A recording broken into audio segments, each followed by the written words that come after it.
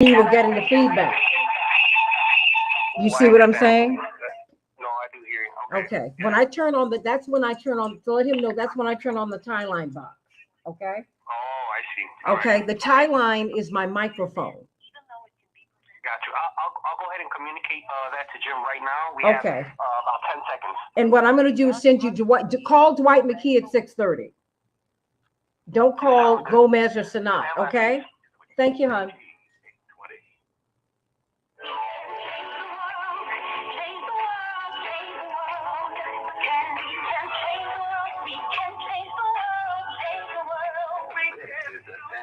Jackson Show.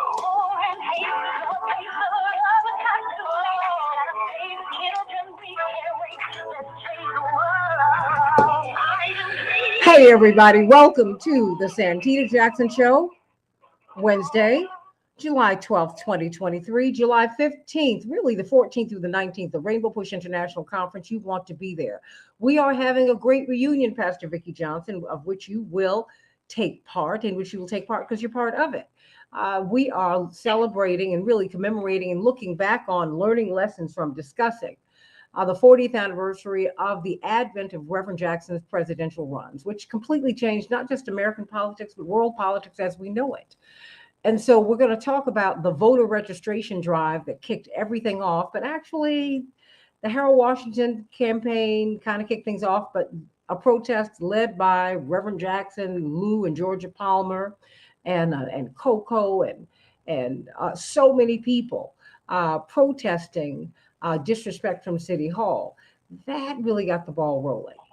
That really got the ball rolling, and the disrespect of the two liberal titans of the party, Senator Ted Kennedy and Vice President Mondale, asking them not to come into Chicago because we had a shot at getting a black mayor. They came to Chicago anyway, and they were pelted with eggs and rocks and so forth and so on. And black people felt very insulted. We're going to talk about all of that. We need to look at all of those lessons so that we can move forward. I am Santita Jackson, coming to you from WCPT 820, the nation's largest progressive talk radio station. It's a joy to be with you, and I just want to give a special shout out to my Chicago WCPT family and my AM 950 radio family in Minneapolis, St. Paul.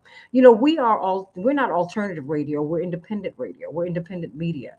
And I thank them and I thank God for opening their heart and eyes to not just me, but to you, to this audience, and really opening up the mic so that we can give you the information from this perspective today and every day. And I encourage you to listen to Patty Vasquez and Joan Esposito and Amy Goodman and Tom Hartman and Stephanie Miller. It's some of the best information throughout the week and throughout the weekend that you are going to get. And so my hat goes off to the whole team headed by Fred Eichner, who owns the station, and Mark Pinsky and Matt Cummings and Antonio and and Steve and Melissa. And it's just a wonderful, wonderful, wonderful team. And of course, my guy Alex and Paul and Henry and Bedalia. It's just a wonderful, wonderful team, and it's a small team, but they do a whole lot, a whole lot. So let's get right to it, everybody. We will be doing a financial literacy seminar at the at the Rainbow Push International Conference. You want to be there. That'll be on the 18th. Joan Esposito will be doing her show live from the Rainbow Push Conference, and then Meccan Financial and other financial institutions will be showing you how to handle your money. And you don't have to have high net worth. As a matter of fact, we're looking for working class people. We're looking for college students. We're looking for high school students. You need to become financially literate. And Vice President Kamala Harris will be with us on Sunday. And Marcia Fudge, the HUD secretary, will be with us on Sunday. I was about to call her Soror Fudge. She's a mighty, mighty lady of Delta Sigma Theta. And Kamala Harris, of course, is from Alpha Kappa Alpha, two of the Divine Nine, Black fraternities and sororities. So it's going to be a great convention, and we're constantly updating the list of people who've accepted our invitation to be there. So you need to be there. I want you to call me today at 773-763-9278. Alabama Senator Tommy Tuberville has gotten into a bit of hot water with his claim that white nationalists are unfairly labeled as racist. He said they're just Americans. So what do you think about that? I want you to call me at 773-763-9278, 773-763-9278. At the top of the hour, we're going to be talking about Tulsa, the Tulsa massacre. These three surviving souls from the Tulsa massacre, they're not backing down. Even though their case was thrown out of court, their case for reparations, even though, as we find Sinclair gas, Sinclair oil, at the heart of this tragedy, having hired the pilots and having used at least one of their planes to bomb the people of Tulsa. We're going to be talking about that. We're going to be talking about that and who should take responsibility, because now these three survivors are pressing on. They said, no, we're going to appeal this judge's decision. And I want to know what you think about that. So call me at 773-763-9278, 773-763-9278, and meet us over at Rainbow Push at 930 50th Street on Friday on the 14th as we kick things off with a reunion. And you need to be there. And you know, on Saturday, we're going to have barbecue and box lunches and all kinds of stuff. It's going to be great. It's going to be great. So I want to see you there, everybody. So let's get to some of these headlines so I can get some good news from Pastor Vicki Johnson. We need her. Indeed, she is one of the founding members of, Rainbow Push, of Operation Bread Basket. She was in the choir. My father used to have her sing the same song every week. I know it drove her crazy, but she was absolutely brilliant and still is. Thousands of homes and businesses in the Northeast in the United States are inundated with muddy water following days of heavy rainfall and devastating floods in Vermont's capital. Streets turned into rivers and water nearly reaching ceilings in the downtown area of Montpelier, which is the capital of Vermont. Can you imagine that? There was a travel ban issued, and the water needs to be boiled. At the very, very least, President Joe Biden has approved an emergency declaration for Vermont, authorizing FEMA to deliver equipment and resources in New York, where emergencies were declared in several counties. The damage has exceeded tens of millions of dollars. More rain is expected to return to New England. More damage, everybody. SAG-AFTRA, the unions representing 160,000 actors, is prepared to launch a strike today unless a deal is reached over contract negotiations with studios and streaming services. Now, remember, the writers are already on strike. That can the industry's already been shut down. The union has agreed to come to the bargaining table with federal mediators, but it remains to be seen if that is going to work. North Korea has fired an international ballistic missile today that flew for more than 70 minutes, according to Japan's defense ministry, marking a potential new round of confrontation with the U.S. and its allies. It is important for us to note that technically, we are still at war with North Korea. We have an armistice agreement. Armistice is not peace. Remember that, everybody. In Chicago, we're going to have thunderstorms today. In fact, it was storming tonight. You know, I'm up at 2 o'clock. That's what I was hearing. 74 degrees will be the high, but we're going to have thunderstorms today. Minneapolis, St. Paul, 77 degrees, but it won't be as bad, but you're going to have scattered showers up there today. In Major League Baseball, I told you it was going to be exciting. I told you. And guess what? The underdogs won in the All-Star game. National League 3, American League 2. This is the first win for the National League since 2012. Oh, my goodness. Congratulations to them. In the WNBA, play will resume today. The Sun will be playing the Sky here in Chicago, and the Wings will be playing the Lynx at 12. At 11 and 12 o'clock today in Chicago. For soccer, Chicago will be facing off against Montreal in Montreal, and Houston Dynamos will be playing Minnesota. Whew, now I can breathe. Pastor Vicki Johnson, I am so glad to hear your voice today, and I know I'm going to see you at this reunion and the Rainbow Push International Conference over the next few days. I'm so looking forward to this. Amen. And what a time it is going to be. Absolutely. We're going to see a lot of old friends and celebrate those who've gone on to glory. Indeed, Reverend Jackson's longest serving staff member, Frank Watkins, has gone on. Kevin Gray, Steve Cobble, Gary Massoni, my father's classmate from University of Chicago. He and his wife, my Aunt Betty, when my parents pulled their car up to McGifford House on Woodlawn Avenue at the University of Chicago, he took me in his arms and then handed me off to his daughter, to his wife, because I was an infant.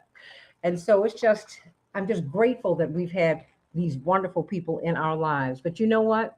And that's the good news. That's some of the good news. But what is Yes, the good it news? is. It is. So talk to me. What's the good news today? Pastor Johnson? Good morning, Santita, and good morning to all of your morning stars and friends. There is good news. Life in the 21st century finds us in constant motion. We are always doing something and are never still. There was a time when stores were closed on Sundays so that everyone could rest or go to worship. Televisions even ended all programming after a certain hour so that everybody and everything could rest. If you didn't make it to the bank by 1 p.m. on Saturdays, you had no access to your finances until Monday morning at 9 a.m. Now, when we could rest, we are busy doing something, checking text messages, emails, voicemails, Facebook, Twitter, Instagram, YouTube, bank accounts, attending meetings in person and on Zoom, and the like. Because we don't want to get behind. I understand that. But since we are in constant motion, we are not allowing our minds, our bodies, or our spirits to rest and rejuvenate. And although we are working at maximum capacity, our output is not necessarily what it should and could be. It would be good today if we could purpose in our hearts and our minds that we are going to step back, give ourselves only for a moment, allow ourselves to breathe, allow the Spirit to speak to and through us. Jobs which are required by law to give a break after working so many hours. Why not do the same for ourselves? Jesus says in Matthew the 11th chapter, "Come unto me, all you that labor and are heavy laden, and I will give you rest. Take my yoke upon you and learn of me, for I am meek and lowly in heart, and you shall find rest for your souls. For my yoke is easy and my burden is light." Our minds, bodies, and spirits need a break. And if we give them one, I'm sure they will say thank you. If you will do this, and I hope that you will, then to me, that's good news. Amen to you. Amen to that. Amen to that. Let me ask you this. Why do you think we just, I think, overwork? I mean, God has a beginning and an end. And my mother pointed out to me, she said, before we had electricity and all of this, you rose with the sun and you went down with the same. So God has built into the ecosystem, into the earth, into our lives, a time to rise and shine and a time to go to bed. But that's been disrupted by all these modern conveniences. um, Help me with that. Just give me a word in a minute or so. Just why is it important for us to step back and breathe? Why? Well, it is. It's because we have advanced so much that we are now able to be in touch with the entire world at all times.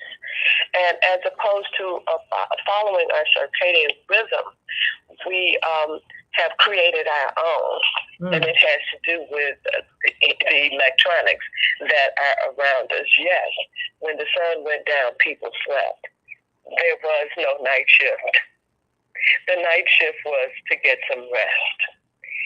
But now we do everything all of the time, and you can see how it is breaking down society and how it is breaking down in individuals with their minds and their spirits, as well as our physical beings. So it's just important to take some time to rest, even when we don't want to rest. Well, amen to that. I appreciate that. There are even apps on our phones that say, take a break. But but we don't do that. And I find, particularly those of us who lived under oppression, we function under the maxim that we have to work harder in order to get, just to near equality. And so sometimes we don't stop and smell the roses and really enjoy ourselves and sleep. Because now, Pastor Johnson, I don't get rest. I fall asleep. That's why I keep moving throughout the day, because once I sit down, oft times now I just fall asleep, and it disrupts my work. But I said, that means to me, and I was talking to a friend of mine, and he said, I've been telling you, you're not resting enough, because we were out having dinner, and I fell asleep in the middle of dinner. I just fell asleep. We've agreed, okay, I'm not going to use my phone. You're not going to use your phone, all that. He said, hey, this is not the way you want to live. Honey, this is not the way you want. And I said, you're right. You're right. So I want to thank you for that, because it really, our physical health and spiritual health, there is a connection. Yes? Yes, there is. Yes, there is.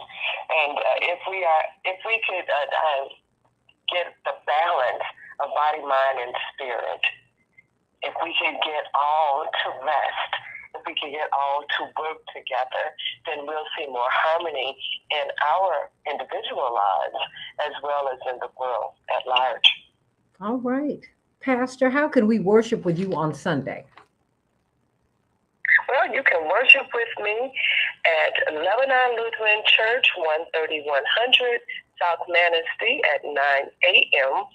and at St. Thomas Lutheran, 880S and Jeffrey Boulevard at 11:30 a.m. Both can be, you can come in person or on Facebook with us. Well, before you go, I want to ask you about coming to the convention.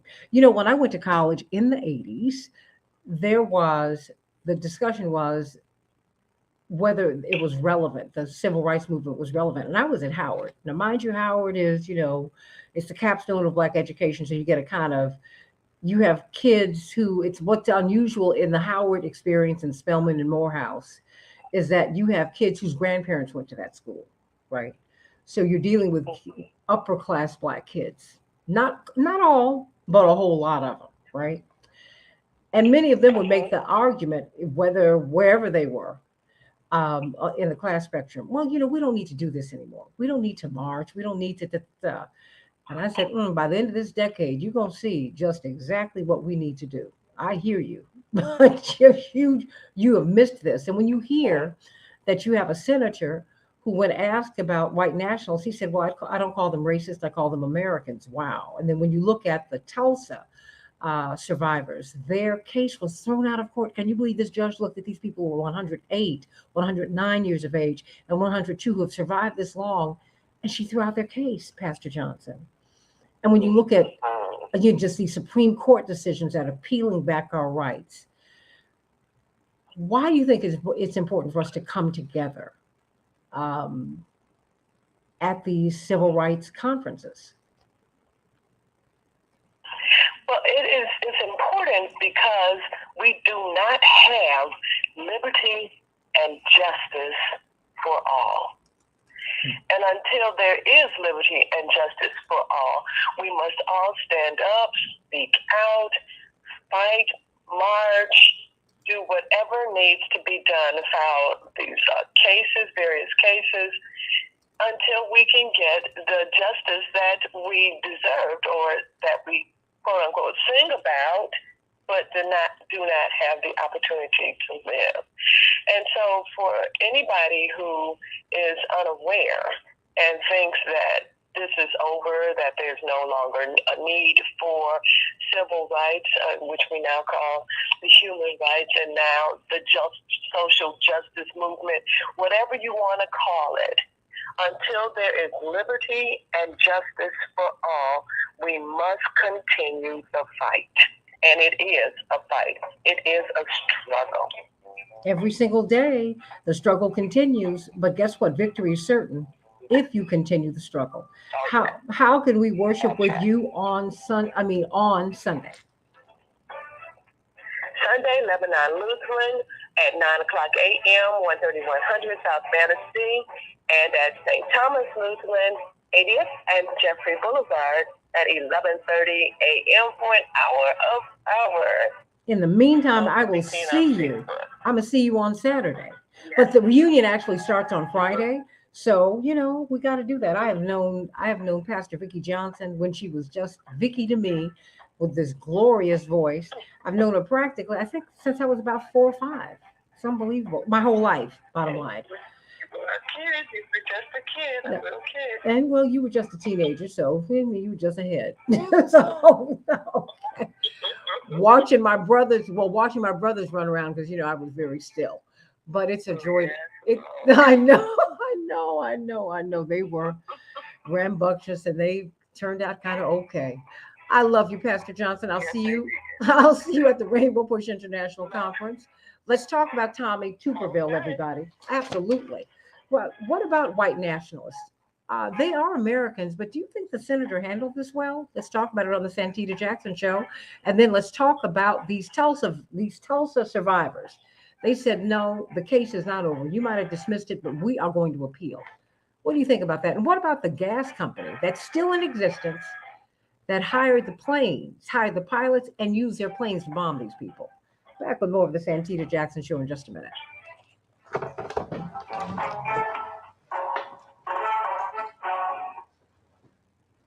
Okay, I'm going to switch out my headphones. Okay, Ms. Jackson, I'm gonna call you on my phone. I'm gonna disconnect you from the. No, don't. No. Stay right there. I'm leaving. Stay right there until I get these headphones in. I want to see if they're going to work, okay? Okay. You talking about me or talking to him? Oh, I didn't realize she was there. Yeah, I was here this morning. Oh, honey, I didn't. We're having some technical difficulties. I apologize for that because I cannot hear anything. Okay. Well, then, no. If you can come on and I'll give you 5 minutes to talk about what, because, I like people. I mean, you are just invaluable here. Just hold on 1 minute, honey, because I got to. Jackson, I added some time as well, just to. Perfect. You find headphones. Okay. I found them. I'm just trying to see if these will work.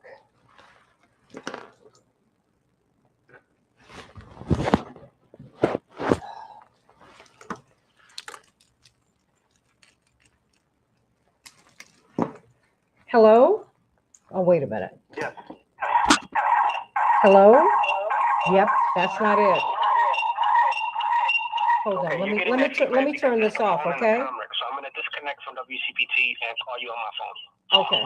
And I'm gonna turn mine off.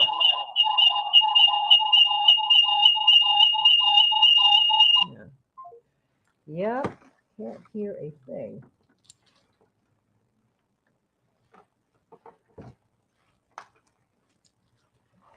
Not a thing.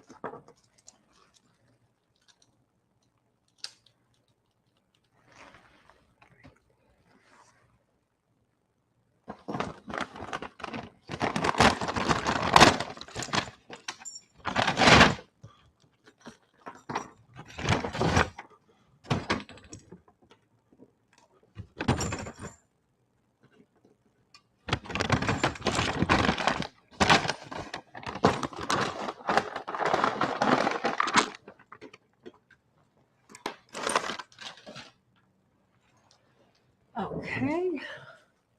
Ooh, we.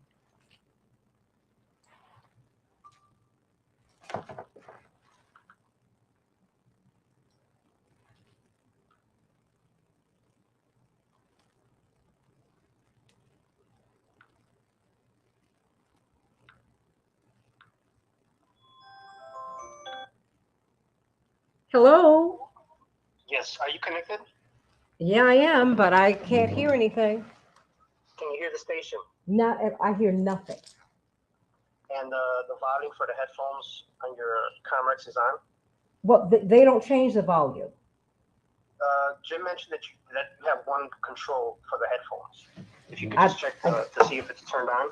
I don't know what he's talking about. It should be the only knob on there.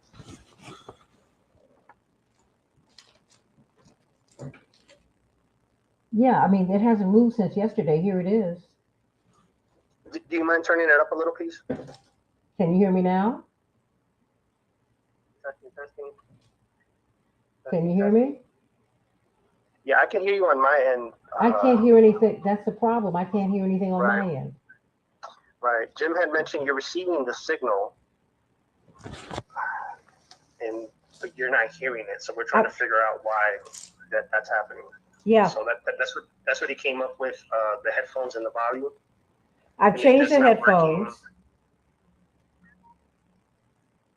I've changed the headphones to a set of headphones that I use at another radio station. Just still nothing. Nothing. That's how I know I'm up, when I turn on the tie line box. Right, and usually you're able to at least hear the station, and you can't hear it. I hear nothing. I hear nothing. Okay, all right. Okay, for the meantime, let me go ahead and call him right back and explain to him what happened. Just tell him that when I turn on the tie line box, as he instructed me to do, because I have two boxes that I turn on. When I turn on the tie line box, it's dead. All right. I just need you to get Dwight McKee up and Chaparro. Okay. That's all. And keep Dr. Knighton on. We'll keep it moving, okay? Okay, I'll call her back. She just dropped. But I'll go ahead and call them up now. Okay, thank you, sweetie. But okay, No problem. all right.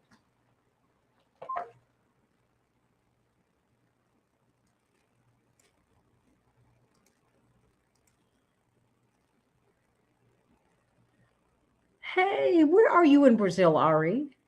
Let me know where you are. Turns out I think I might be down your way.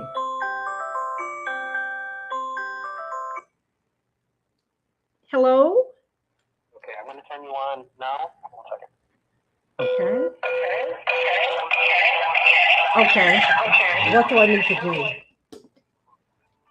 Okay, I just turned off the tie line box. That's when I get the feedback. That's fine for now. Let's just do it this way until I talk to Jim. Okay, no worries. I mean, it's just, one of those things. Okay, I'm going to go ahead and start calling your guests. Okay, perfect. You are listening to WCPTE 820. Here's the latest Chicago weather update. From the Weatherology Weather Center, I'm meteorologist Jennifer Gucci. We'll see a few scattered showers and thunderstorms here for today. Otherwise, cloudy skies, a high in the mid-70s. Southeast winds of 5 to 10 miles per hour. Tonight, chance for showers and thunderstorms, cloudy along near 68. Thursday, slight chance for showers and thunderstorms, cloudy high of 83 degrees. Then by Friday, another chance for showers and storms, wind of clouds and sunshine, high of 86. That's your latest Chicago weather update. Currently, it's 65. This is Jonas Esposito, and I'm inviting you to join me and a few of my union friends once a month for a segment we call Union Strong. There's a never-ending battle to Mr. McKee's on. Okay, and great. the labor community Thank are their you. champions. Union Strong brings labor leaders together to talk about the challenges and triumphs they Dwight? face every day. Sponsored by Smart. Oh, great. Thank you. I had to do a switch up, change up. Okay. If you're hiring, it can feel like you're trying to find a needle in a haystack. You can hope the right person comes along, or you can just use ZipRecruiter. And now you can try it for free at ZipRecruiter.com/free. In fact, ZipRecruiter has helped a lot of business owners find their needle in a haystack, like Marco, president of operations at Telly Tires and Auto Centers. Because Telly Tires has grown a lot in the last few years, Marco needed to hire everyone from a Great. receptionist to a store manager.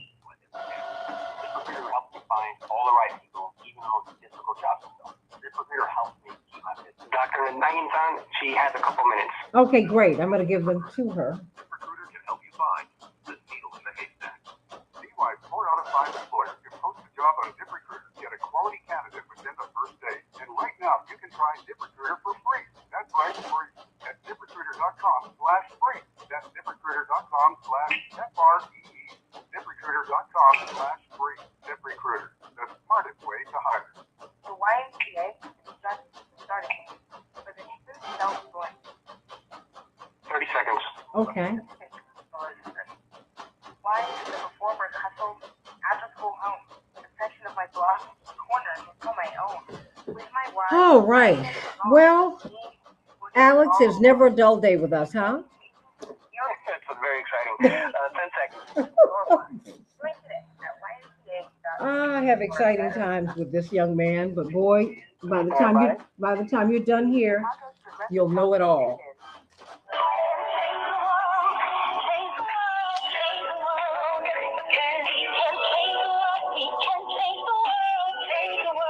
This is the Santita Jackson Show.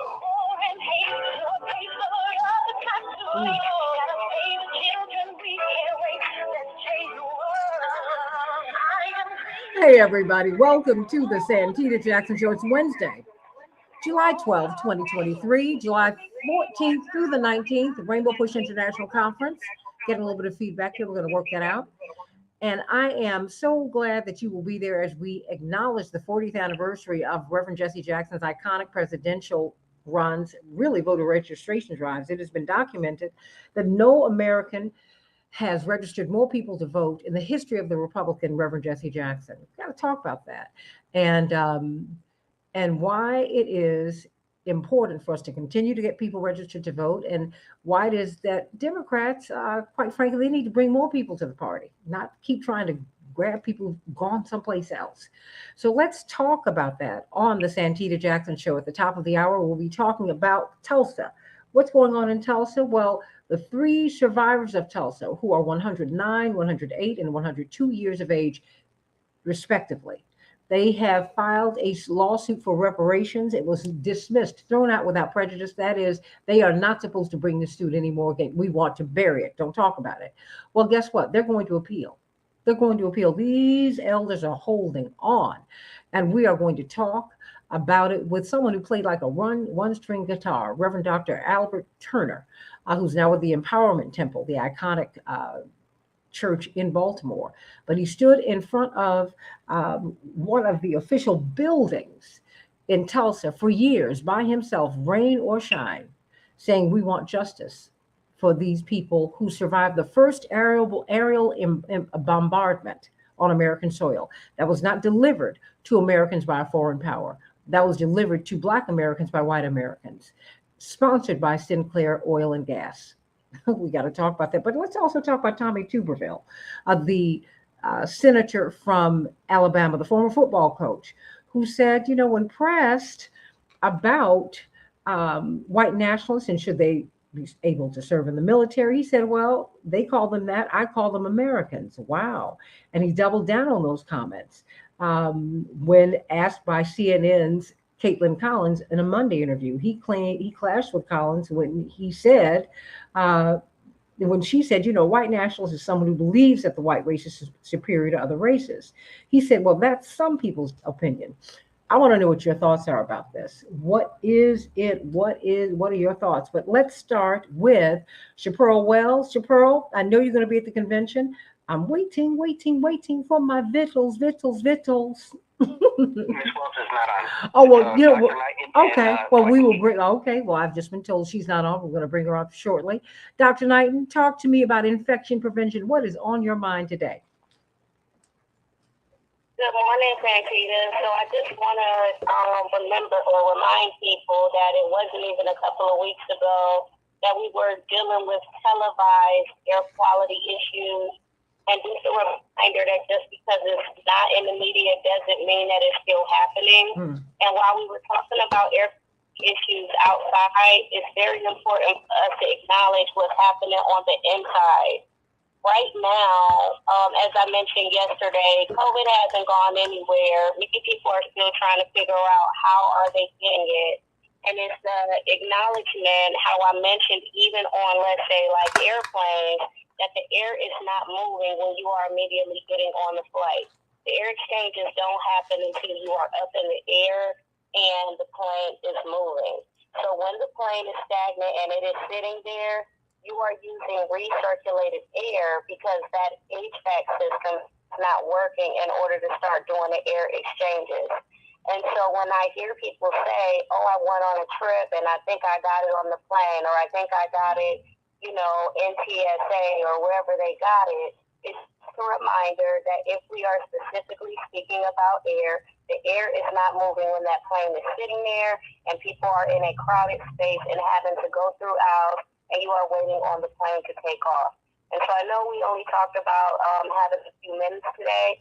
That's just going to be my little tidbit today, that if you are on a plane, I would suggest wearing a mask at least until the plane takes off and gets good up in the air.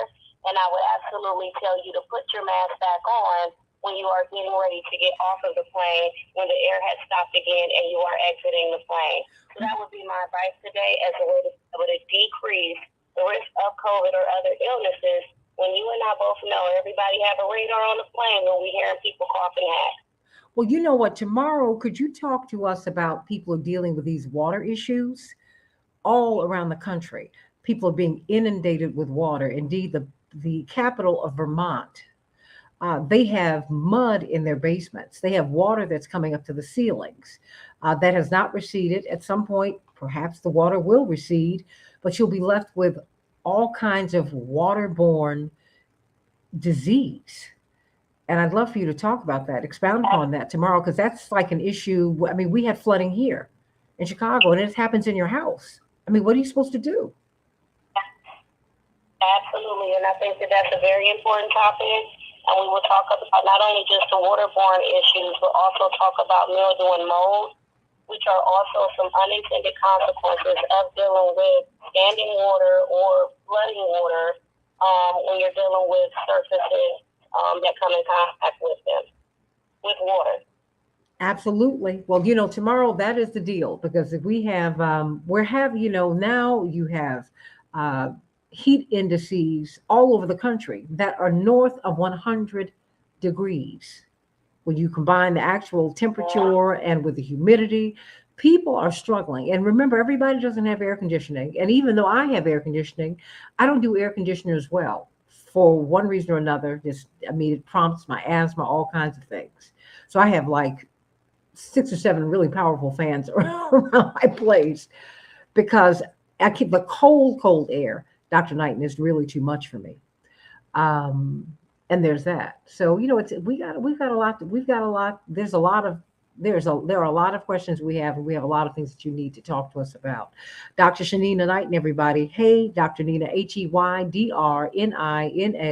That is her handle, at HEYDRNINA. Hey, Dr. Nina. Hey, Dr. Nina, sending you so much love.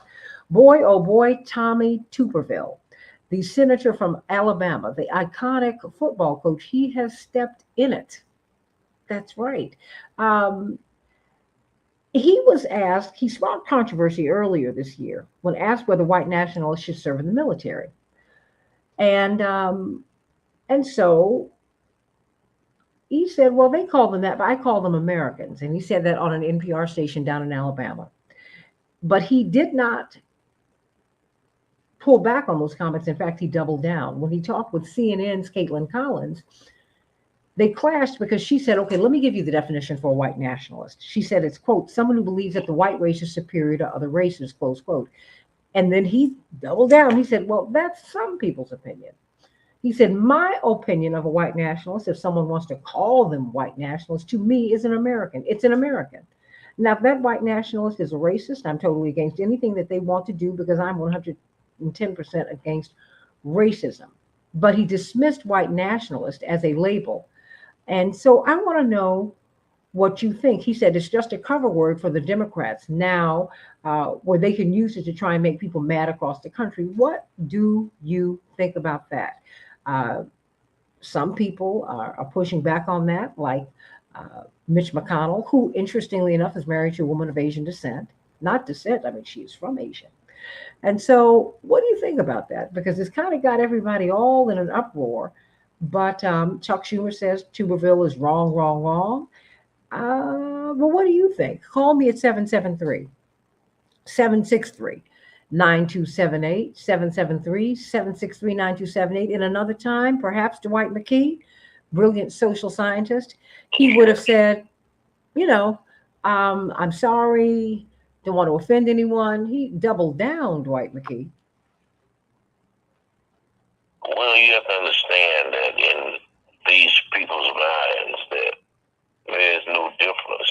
The synonymous between being white and American and a patriot and a nationalist. They're all the same to them. It's why they could just get off the boat and look at an Aztec or an Inca and say to them, why don't you go back to where you came from? It's all of them in their minds are synonymous, because you have to understand that in their minds, white privilege is just not the privilege that come from being white. It is the privilege of being white. Just like the God who made you, just like Jesus, his son, just like the angels, just like the prophets, is that when you live a heresy rather than history, the danger of living heresy rather than history is because you become a victim of your own lives. You become, as the Bible says, swept up in your own delusion. And because the way they've structured the theology of the country, the historicity of the country, the sociology of the country, the power dynamics of the country, the economy of the country, everything says white, and everything becomes synonymous with. This is what being an American is. It's apple pie, it's baseball, it's the Constitution, it's the flag, and it's being white. And everything else is just an adjunct to that. You know, old McDonald had a farm, and everybody could live on the farm, but everybody went to old McDonald, he saw it as his farm. And that's really how they see most of us, is that we can live on the farm, but it's their farm. Don't think being in America makes you an American in their eyes. Because if you don't have all those elements, then you're not a true American.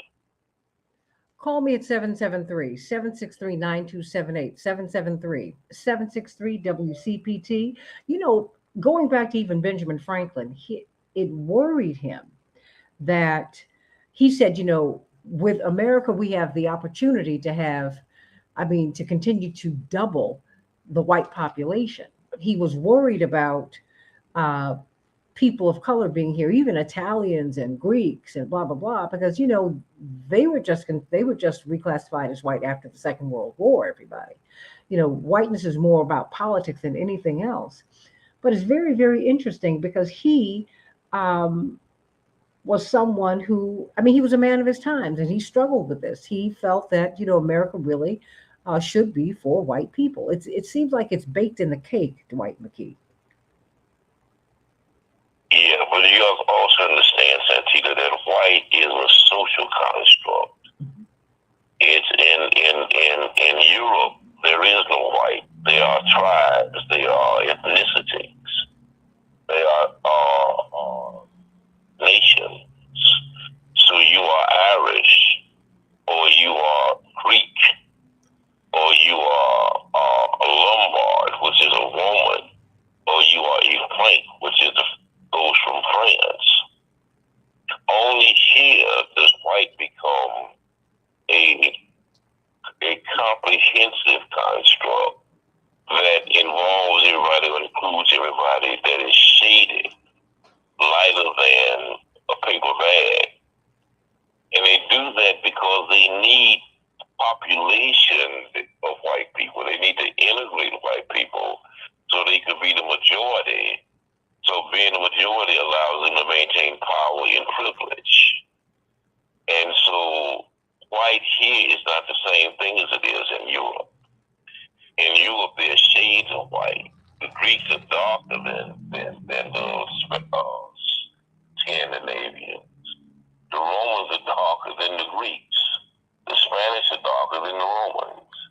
It is only here does white become one catch-all, one umbrella for all of these different nationalities. And that's for the purpose of being able to maintain power over anybody who's not white, quote unquote white. Well, you know, it's very interesting, Benjamin Franklin. I keep pivoting to him because I saw a wonderful special on his life on PBS over the last few days. And I would urge you to go to pbs.org and watch it. I think it's important to understand people's lives and their perspectives because they shaped the country. They shaped what we deal with today. They've shaped who we are.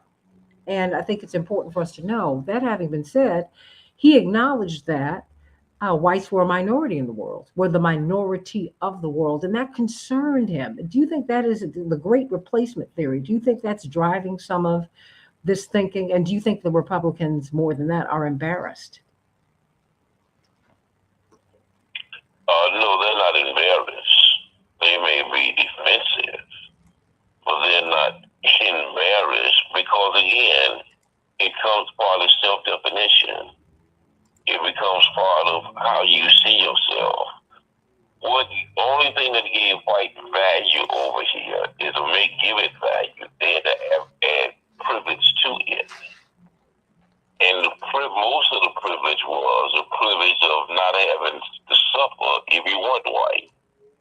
And so there were certain things that you didn't have to be subjected to if you weren't white. You didn't have to be a slave necessarily if you weren't white. People couldn't take your wives or your husbands if you weren't white. You could marry and have a family if you were white. And so many of the privileges that came out of being white was the privilege of not being black or not being brown or not being native. And so over time, you develop a theology to justify that. Is that the reason you have these privileges is because God was white and the angels were white and the prophets were white and Jesus was white. And so the first of the fact that you're white, then God has made you special. And all of this comes with being special. And it's very deep-seated. The caste thing is really deep-seated in white culture. Many of you may be familiar with the fact of the day is that Biden was over in England and he touched the back of the elbow of King Charles. Oh. And Rich got offended by it and said, "How dare you touch the king? Nobody touches the king. Even the president of the free world don't have a right to touch the king." I mean, this thing is real profound. Oh my, oh my, oh my.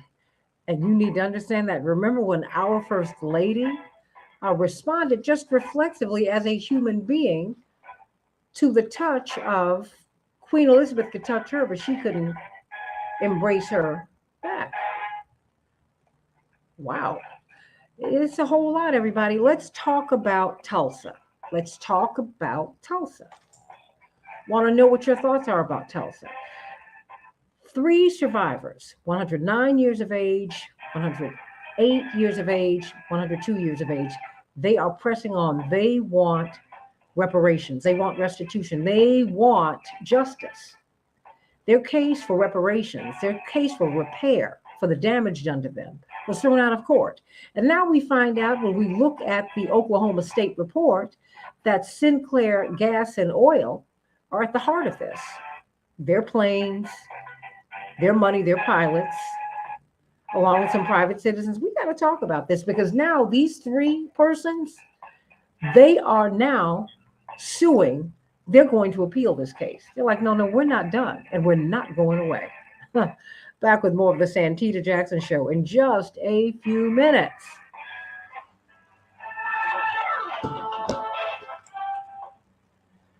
Thank you, D. White. Okay, Miss Jackson, we're checking one last thing on our end. Okay, I'll of let course. You know, yeah. I am here. Okay, 1 second. Okay.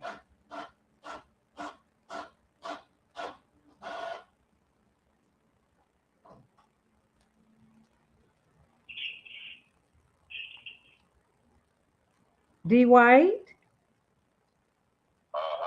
I'm going to make this phone call after I get off the air. Oh, okay. Okay. I'm going to do that. I'm going to go on and do that. Okay. You know, it's really incredible how naturally these guys operated an illusion. I mean, it's unbelievable, Dwight. Right. It's unbelievable. Their talent birthright they had. To just be logging and charged. Well, you know, it is a sickness. You know. Attorney Hopper's on. Okay. Attorney Hoffler? Attorney Hoffler? CK? No worries. We've got Daddy D with you today, and we're going to have Reverend Turner. I know Reverend Jackson wants to join us. I need to see how he's sounding this morning.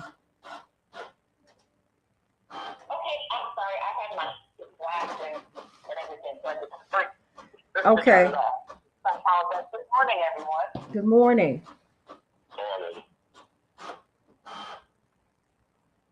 When do you get to town, CK?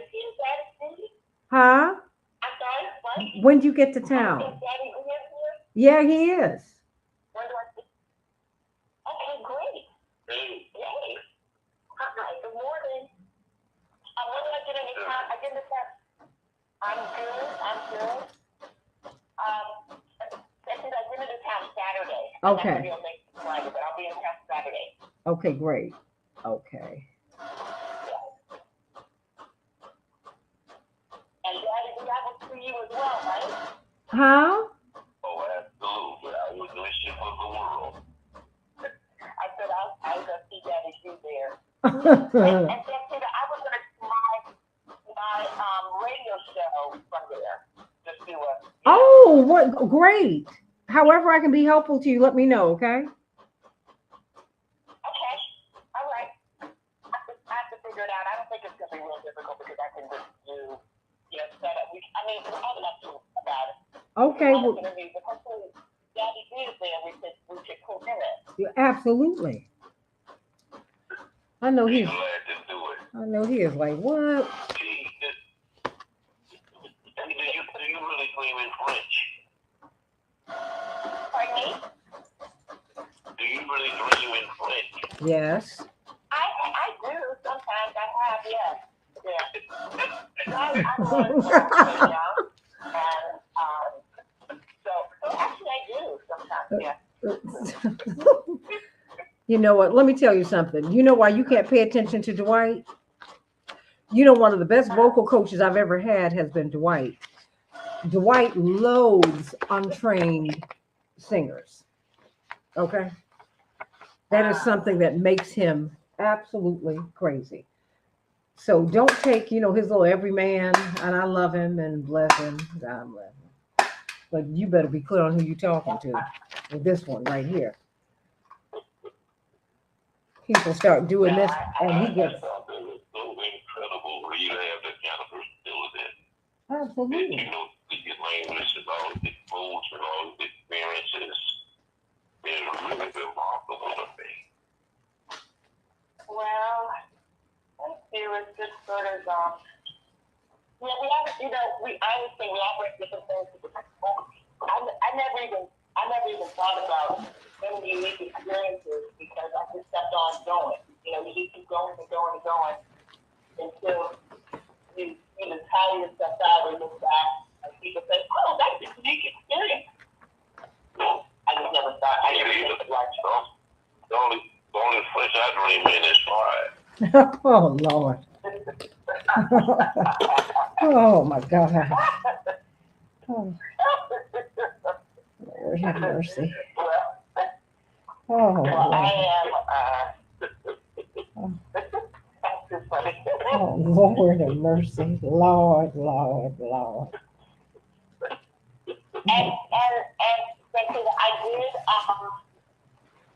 Mariah who reading the litigation. So we got the great people here. He was tied up with other media stuff, and so I made these skills. He said absolutely. I dealt with other. She was trying to schedule, and then it got complicated. So I was like, you know what, we can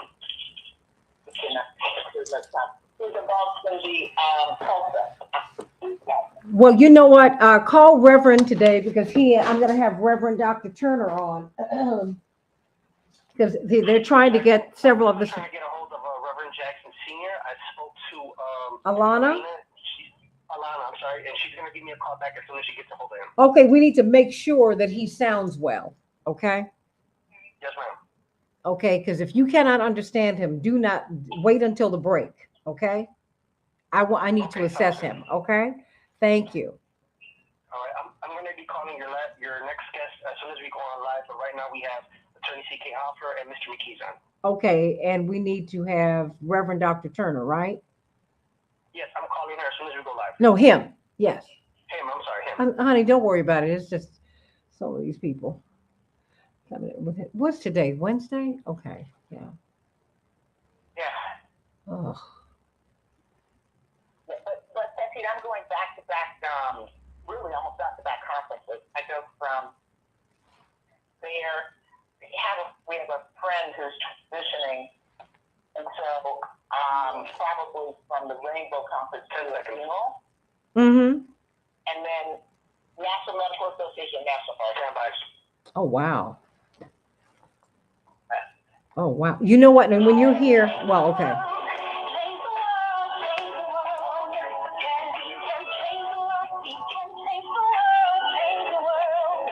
This is the Santita Jackson Show.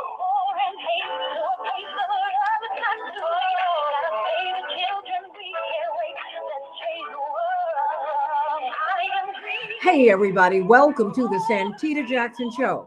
WCPT 820, the nation's largest progressive talk radio station, and AM 950 Radio, the voice of progressive Minnesota. Call us at 773-763 WCPT, 773-763-9278. What about justice for the people of Tulsa? 3 people survived that 1921 bombing. This was the first aerial bombardment on American soil. It was not committed by a foreign power. It was committed by white Americans on black Americans. That's part of the devastation when you see the complete bombing out, the firing out, if you will, of Tulsa. It's because they were bombed out. Yeah. And a functioning oil and gas company today is at the heart of it. We've got to talk about that today. We've got to talk about that. Who's responsible? We're going to be talking about that. Of course, it's illegal. So these 3 elders had their case dismissed, thrown out. Guess what? They are planning to appeal. So what do you think? Call me at 773. Call us at 773-763-9278. Dwight McKee stayed with us. And of course, Attorney C.K. Hoffler, you know what's going on with her. We've got a lot to talk about today, and we'll be talking about this issue and so many others at the Rainbow Push International Conference, kicking everything off with our reunion. And it's a special reunion. It's the 40th anniversary of Reverend's iconic, not just presidential runs, his iconic historic voter registration drives. It has been codified. It has been established that no one has registered more people to vote in the history of the Republic than Reverend Jesse Jackson. How did he and his team do it? Why should we continue to do it today? We've got a lot to talk about. So I want you to call us at 773-763-9278. Let's talk about the convention. But I also want you to call Rainbow Push at 773-FREEDOM. After 9 o'clock today, 773-FREEDOM, and show up on Friday and Saturday at Rainbow Push at 930 East 50th Street. We're going to have a picnic on Saturday. It's going to be fantastic. We're not turning anyone away. It's going to be wonderful. You're going to have a great time. You're going to talk to some people who were in the campaign and people who helped to found Operation Push and Operation Breadbasket and Rainbow and the Rainbow Push. All of these people will be there. And we cannot wait to have you there because you too are part of the family. And of course, we're going to have a financial literacy seminar on the 18th. I hope that you will come in and be a part of that. Joan Esposito will be broadcasting live from the University of Chicago. I'm going to get the exact address for you because even with your high school students, the high school seniors, kids who are working, they need to be financially literate. They need to know how to handle their paychecks. So we're looking for high school students. We're looking for college students. We're looking for anyone who's working or who wants to work. Whether you are gigging or if you have a full-time job, we want you to be there. Believe me, your paycheck is not too small for you to figure out how to use it and how to work it. It works when you work it.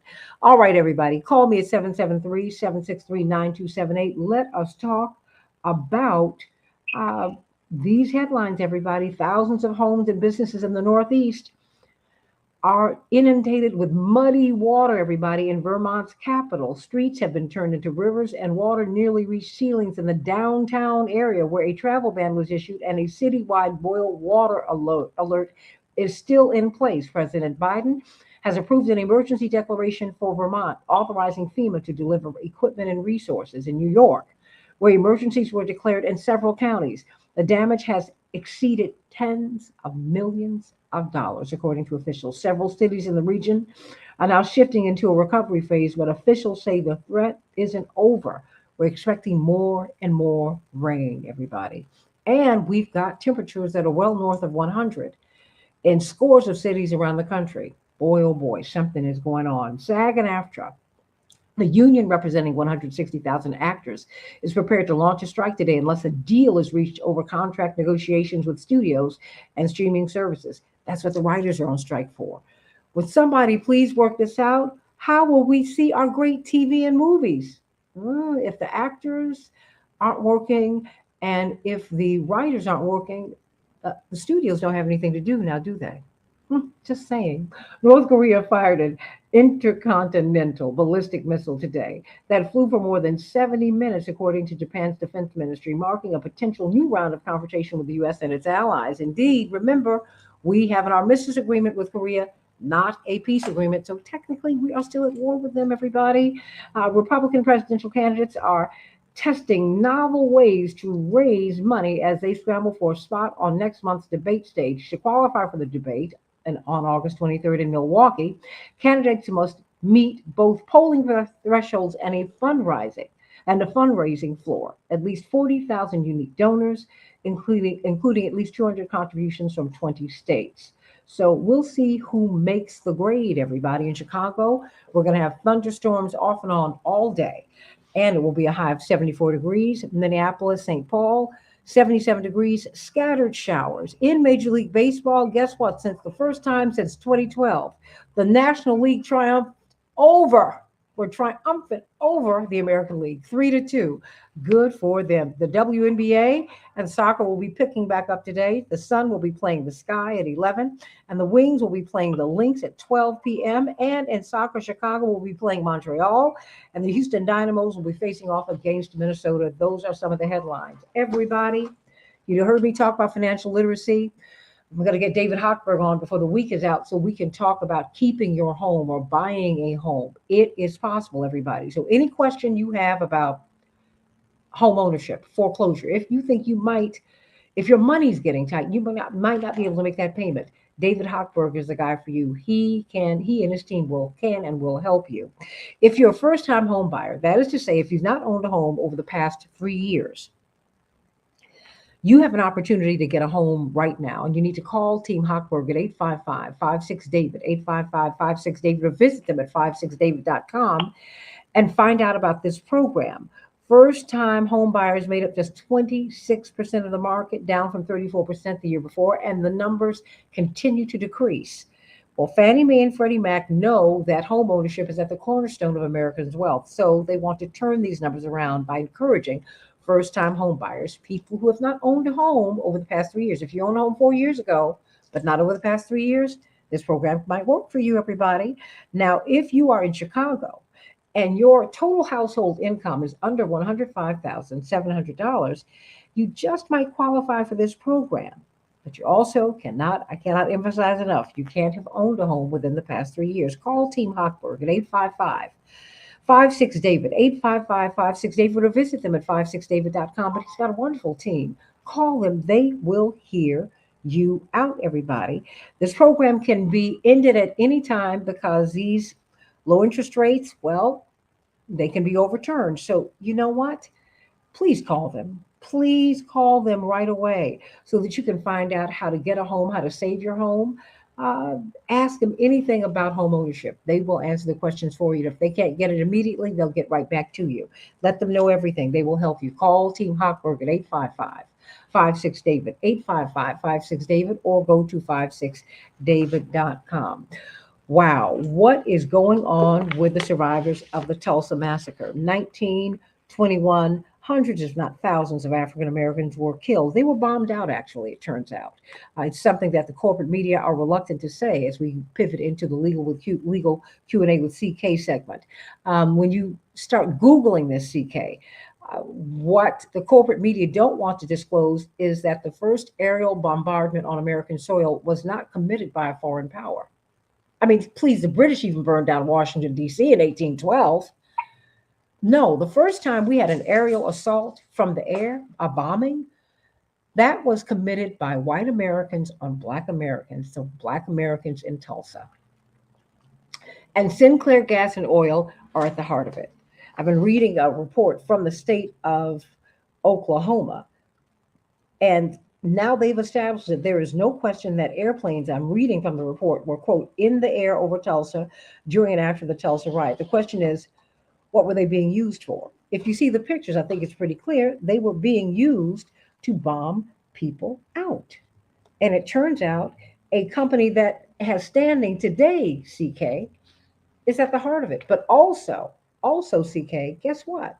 We're also looking at the fact that you explained to us that, wait a minute, the reparations lawsuit was thrown out without prejudice. That is to say, that means they can't file the suit. They can't sue again for this. But these three elders, these three elders, they're appealing. Talk to me. Talk to me. Absolutely. Well, Santita, good morning. The one thing that we have to take from this, it is disappointing.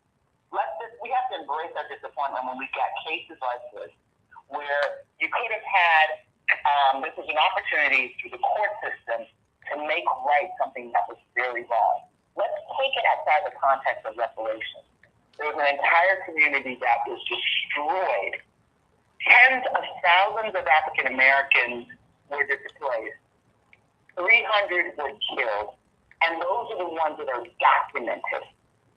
But we have living witnesses. When cases happen, a lot of times you don't, and there are years and years and years. I mean, this happened in 1921, so over 100 years ago. Typically, you don't have survivors, but we have three brave, very brave plaintiffs. One is 109, one is 108, and one is 102. Meaning 109 years old, lived to see this and lived to talk about it. And so I want to put in this proper context. It wasn't just getting justice for these three individuals. It's really getting justice for an entire community. And then when you add to that, Santita, that this was what we call Black Wall Street. This was a thriving community. Actually, I don't think that has been developed since in 1921. And people forget that at the core, there was an allegation of, an African American male looked at a white woman. That at its core would incited the ire of the white community that destroyed this Black community. But it happened. This is the second piece of litigation. The incomparable Charles Ogletree led a formidable team and did a countrywide tour, actually, with the survivors at that time. And that case was filed in the 2000s. Willie Gary was a part of it. I was actually a signatory to it as well, because our firm, Johnny Cochran's firm, some of the top trial lawyers in the country, mostly Black, but also some white, collaborated under the tutelage and under the guidance Charles Oglesby led the way and filed this suit. Some of the best legal minds put it together, mirroring in part from the Holocaust litigation that was successful and other litigation that had jurisdictional questions, meaning when a civil case, when something happens, you've only got a statute of limitations, you've got a time certain within which to bring a claim. But on these types of cases, like the tobacco litigation, like the opioid litigation, like a lot of other product liability cases, there are ways of getting around those statutory concerns. Well, the first case was thrown out. This is the second case. Went through the system and survived, did pretty well. The lead counsel and National Bar member was very, very, very successful in developing a team. He actually was a law student or a law clerk on the first case and putting that together, and filed suit primarily under an ordinance, a nuisance ordinance in Oklahoma. He didn't just sue on behalf of the three plaintiffs. He sued on behalf of African American organizations as well, entities, faith-based. So this is a very broad piece of litigation. And he sued multiple defendants, including the city of Tulsa and others that were complicit in the cover-up, complicit in a lot of different things, and the insurance companies. The insurance companies did not honor their claims. They did not pay a single claim. That's when this is an explosive business district, African American run and owned business district. And so these businesses had insurance for catastrophes, catastrophic events, and the insurance companies didn't honor those claims. There's so many dynamics to this, but this lawsuit, I can tell you, I've read it. I remember seeing it at the beginning. They went through multiple iterations of the complaint, and a judge, state court judge in Tulsa, Oklahoma, tossed it. And when I say tossed it, dismissed it with prejudice, meaning they can't bring this suit again, but you can always appeal it. We are, after all, the United States of America.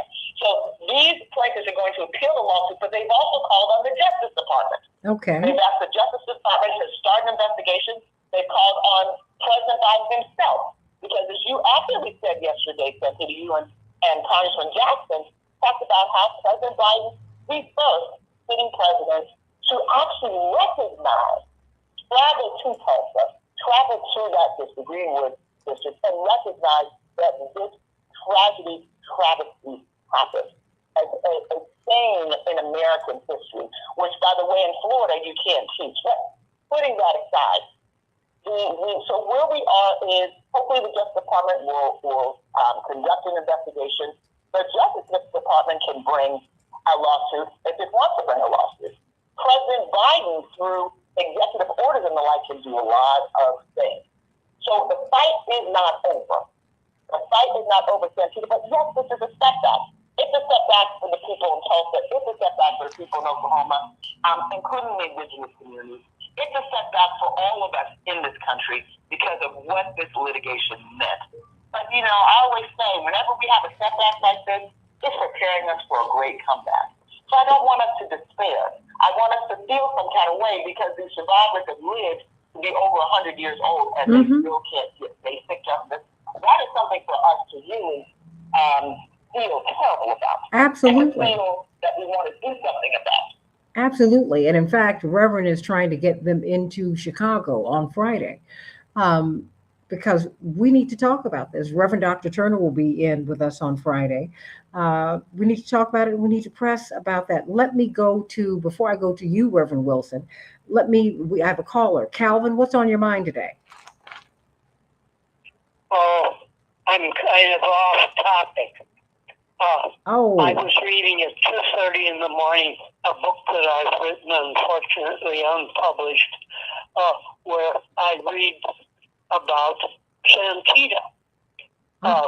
Did you ever see an empty bag of Santita Mexican potato chips? Yes. Kind of a chip. Yes. A few years ago? Yes. I sent you that. No, oh really? That is so sweet. Bless your heart. Thank you for that. I may be 8 years old, so don't trample on my heart. My uncle was head of Santa Fe back in the 60s, I think it was, and he would travel with those. He would invite to events all those rich oil men, and he used to talk about how the senator from then. I had a stroke a year and a half ago. I can't remember that senator's name. He used to talk about how stupid he was. Oh, bless your heart. We'll see. You know, they've had such a bad record on too often black people who had killed others being mistreated at the time they were then going to be executed, that I don't have much faith in anything that the Supreme Court of the state of Oklahoma would do. But we'll see. Well, we will see. Yeah. I'm hoping that we will get justice. Well, I think we're going to have to push, because all of these political institutions, Dwight McKee, and I send to you so much love, Mr. Calvin, and thank you for those Santita chips. I love it. Oh. Dwight McKee, you have said to us that politics really is dynamic. It's not static. That, things change according to the times. How can these people get justice now? Yeah, they do. What is going on that there's such pushback against them right now? There's a couple of things happening. One is that they really don't want to set a precedent by paying these people, because if they pay these people, then they got to pay the black people in Springfield and the black people in Chicago, and there will scores of riots and white people burning down black people's communities back in the 20s. I mean, when Jack Johnson won his fight, there were hundreds of riots across the country. Just white people mad because a black man to be the white man. And so you would have to address all of these different lawsuits and pay for all these different lawsuits, and it will become a de facto reparations. And so a lot of this is the politics of, if we pay for one, we have to pay for them all. The real tragedy of it all is that when there is in Vermont, for example, the president declared Vermont the disaster area, and then now they are having availability for federal funds. And there was an act of God who they don't know where he lives. In Tulsa, the people they know the address of Sinclair Oil. They know where many of the children and grandchildren of people that burned down these houses live, and they act as if there's no culpability there. It's a real, very sad situation, and it speaks of how severe the racism is in this country. That they're willing to pay for an act of God, but not willing to pay for an act of man. Wow. Reverend Jeanette Wilson, we cannot wait to hear what you've got to say. I've got one more minute here before we go to break, Attorney C.K. Hoffler. This deserves our attention. Why, Attorney Hoffler? It deserves our attention because what happens in Oklahoma, what is happening here, will be replicated elsewhere when cases go through the system. There are many, as Daddy said, there are many acts of violence that were showed on African American people in the 20s, but throughout Rosewood in Florida. There are probably 10 examples of similar cases. So we have to watch them going through the system, because what happened in Oklahoma will happen elsewhere. And that's a grave injustice. Let's talk legal Q&A with CK on the Santita Jackson Show, July 14th, really through the 19th. We start off our Rainbow Push International Conference with a reunion.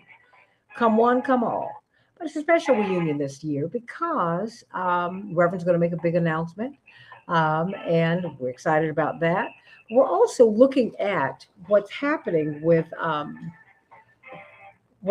Tulsa, the great issues of our day. We're looking at the presidential campaigns of Reverend Jesse Jackson. We're looking at his voter registration drives, the most successful in the history of the Republic. No one has registered more people to vote in the history of America's existence than Reverend Jesse Jackson. Wow. And he's still registering people as we speak. So let's talk about this. Let's talk about what's happening in Tulsa. These people are sticking around because CK, they are restless and they seek relief, to borrow from Reverend Jackson's 1984 presidential speech at the Democratic Convention. Back with more of the Santita Jackson Show in just a minute.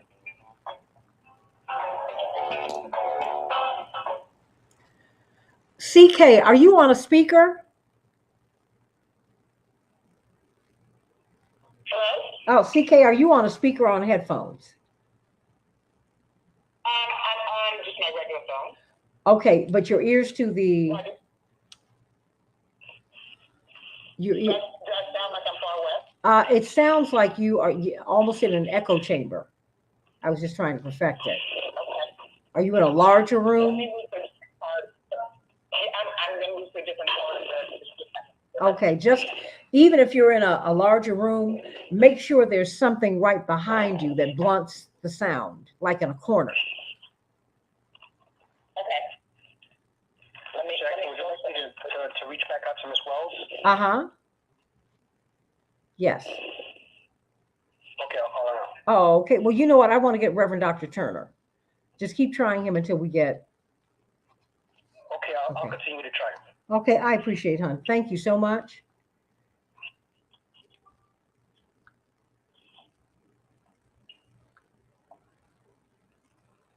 Reverend Wilson? Yes, ma'am. Okay, just needing to hear you. Okay, great. Oh, okay. Boy, oh boy.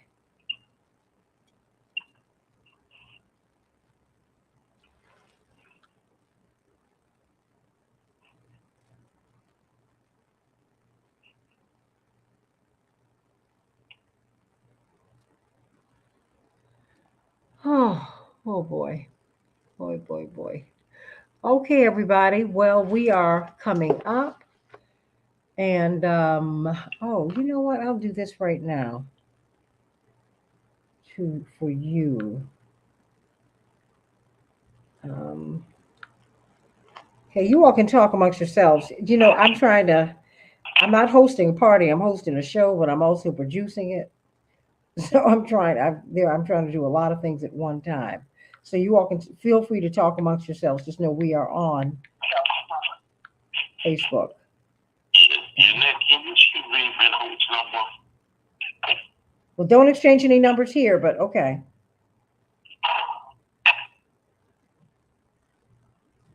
Jeanette. Yes, sir. Can you shoot me Vinho's number? I want to check on. Yeah, can you shoot me Vinho's number? I want to check on him. Okay. Okay. Will do. Thank you. Will do. Yes, sir. How is he, by the way? He's doing pretty good. You know, he was a little uptight because his brother died. You know, he's walking around.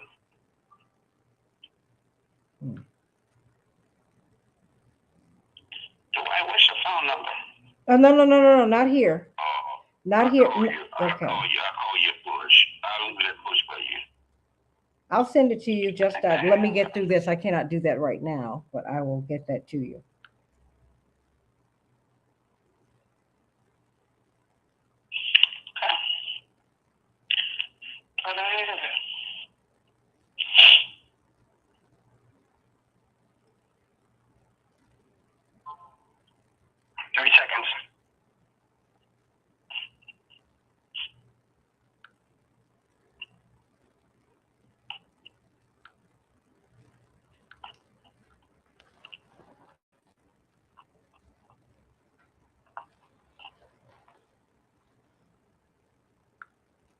Seconds. Okay, great.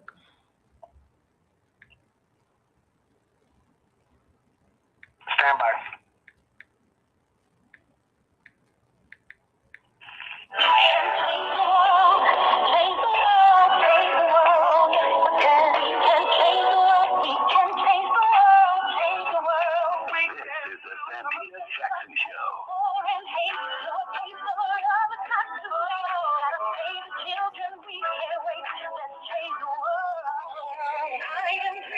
Hey, everybody, let's talk about Tulsa. Let's talk about Tulsa. They're looking for justice. These three survivors of this 1921 riot, this bombing, indeed, the first aerial bombardment on American soil, was committed against Black Americans by white Americans, sponsored by one of the prominent oil gas companies. Wow. At least in part, we got to talk about that because now these survivors who are 109, 108, and 102 years of age, respectively, they are restless, they seek relief, and they want the insurance company, because as Congressman Jonathan Jackson said, this is also a business decision. These insurance companies don't want to pay. And as you make the point, Dwight McKee, it would set a dangerous precedent because Black people are not the debtors in American society, we're the creditors. We need to understand that. We are the creditors. We are. We built this country not for free. We weren't paid for it. And we have been stripped of our wealth over and over and over again. And we've not been restituted. We've not received compensation. We've not been, no. This is not going to work. It's not going to work. It's not going to work. Santita Jackson on the Santita Jackson Show, WCPT 820, the nation's largest progressive talk radio station, at AM 950 Radio, the voice of progressive Minnesota. I want you to call us at 773-FREEDOM, and let's talk, 763-763. 9278. 773-FREEDOM is the Operation Push number. I want you to call there, and I want to see you on Friday and on Saturday morning, where we will be having a big barbecue to kick off the convention and to have our reunion for the presidential campaigns. It's just a good old-fashioned reunion. We need to be together and see one another. Reverend Jeanette Wilson, what about this connection between Sinclair Gas, Sinclair Oil and Gas, and the bombings? First of all, the corporate media do not want to concede, and thank you, Scott Pelley from CBS, for asserting this, that this was the first aerial bombardment in American history on American soil. Okay. And it was not committed by a foreign power, even though the British burned down Washington, D.C. in 1812, everybody burned it down to the ground, had to rebuild the White House. Okay. They don't want to talk about that, Reverend Wilson, and the corporate media and these academic institutions. I mean, you see, they protected Carolyn Bryant. The courthouse protected Carolyn Bryant, the woman who fingered and accused Emmett Till that resulted in his murder. They get protection from all of these institutions. But now we see that this big oil company had the plane, hired the pilots, they had the money, and they didn't just have a riot. They bombed these people out. And wait a minute, there are witnesses who've given their accounts, Attorney Hoffler and Dwight McKee and Reverend Wilson, that let me go to UCK and then you take it to Reverend Wilson. They said the planes flew low enough to swoop down and they tried to drop bombs on people, CK. Who does that? You know, Becky, CK. As the facts are uncovered, it becomes worse and worse and worse because we don't even believe this could happen in this country. But I think you have to also recognize that there may have been a role with the U.S. government. So just think about that. There may have been a role with the U.S. government was involved. But the Justice Department is going to do an investigation. Mario Solomon Simmons is the lead trial lawyer and National Bar Association, very active National Bar Association member, who has led the charge, assembled a stellar team of lawyers, and they have valiantly prosecuted this case. They are not going to stop. You know, they're in litigation. In litigation, there are many, many ways to get to a final outcome and resolution.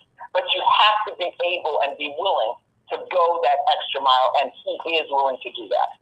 So I am persuaded that there's going to be justice at some point.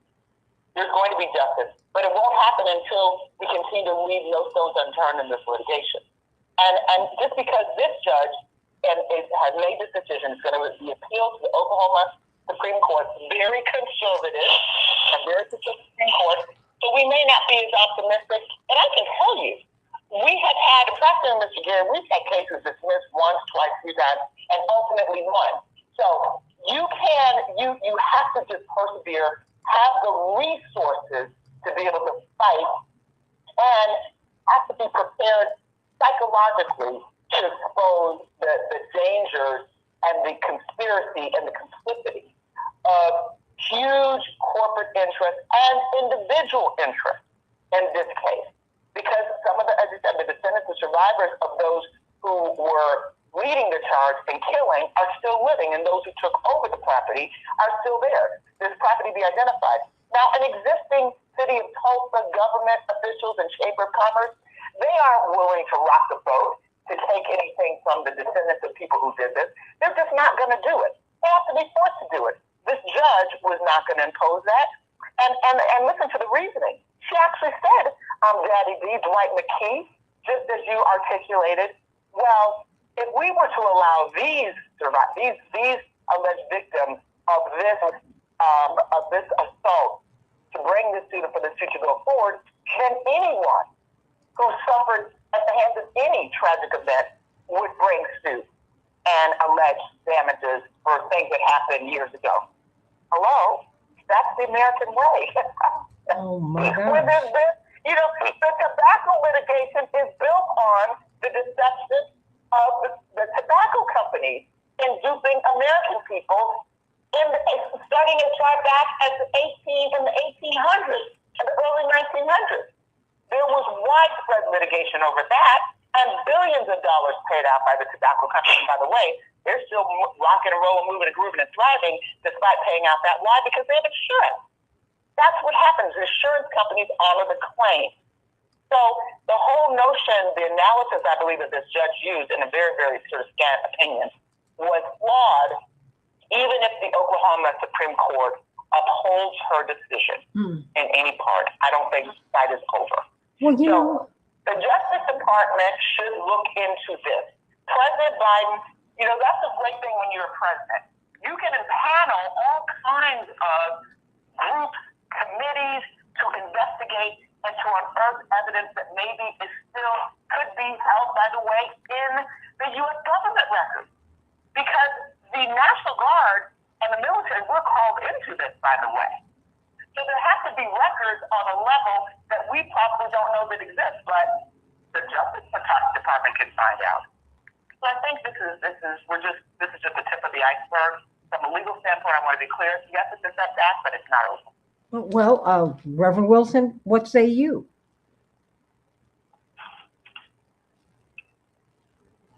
Well, I think this is a very complex situation. First of all, the insurance companies were hoping that the survivors would all die and their descendants would be dead, and this whole issue would be forgotten. The fact that God has lost people alive, this has been a century. They're 102 years old, and they're still here and still fighting, which I am just amazed and proud of the survivors. I remember when Attorney Cochran initiated this lawsuit before he died. I went to Tulsa, and Attorney Lou Myers was a part of the team, and the one thing that Attorney Cochran said was, this insurance company is complicit in the whole destruction and taking of Black-owned property. They refuse to pay legitimate claims.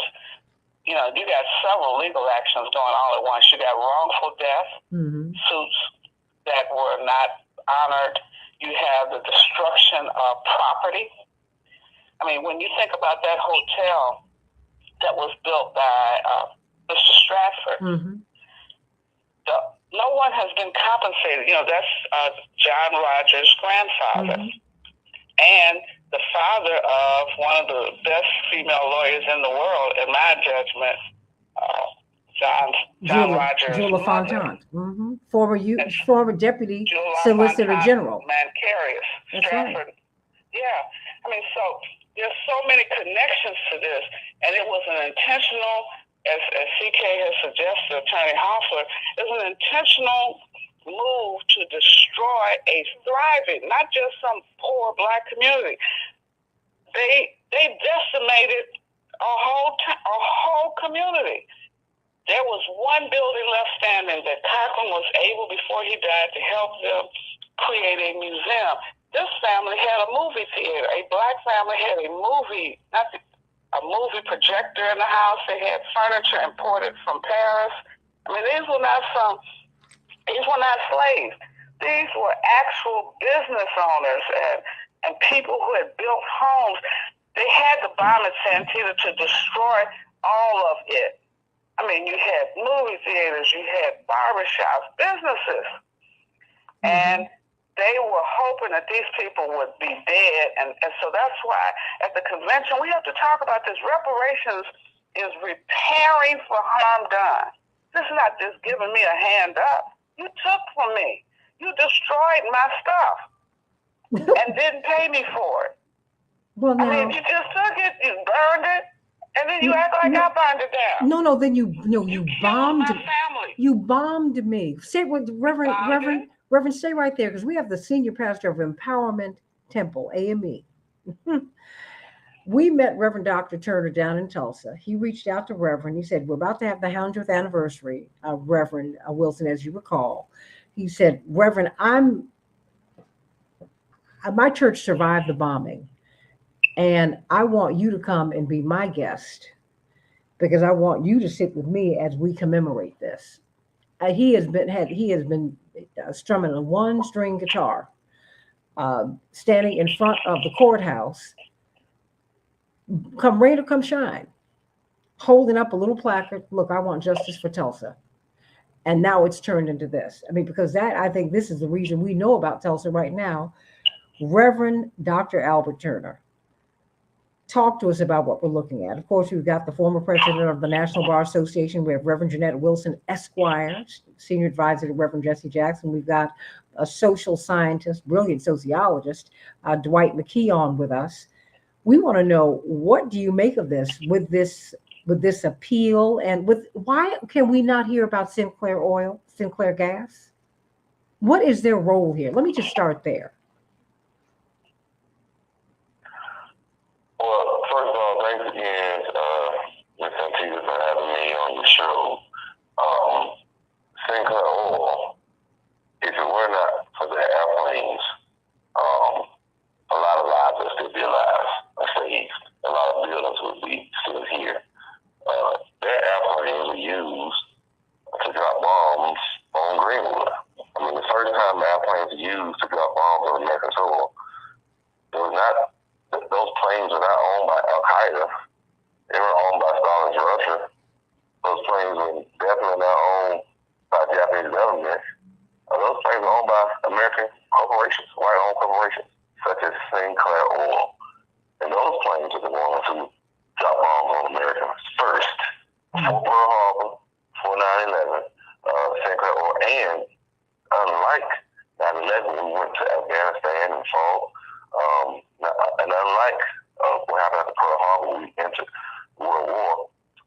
After Tulsa Race Massacre, nothing has happened to the owners of Sinclair Oil. Nothing has happened to those white perpetrators who drop bombs on people and churches. Matter of fact, who bombs a church? You know, a place where you can go bury your dead. Who bombs a place of worship? So they try to take the soul of black folk, you know, to keep us even having a place to bury our dead after the massacre. It's one thing to kill folks, but it's another thing not even let them bury their dead.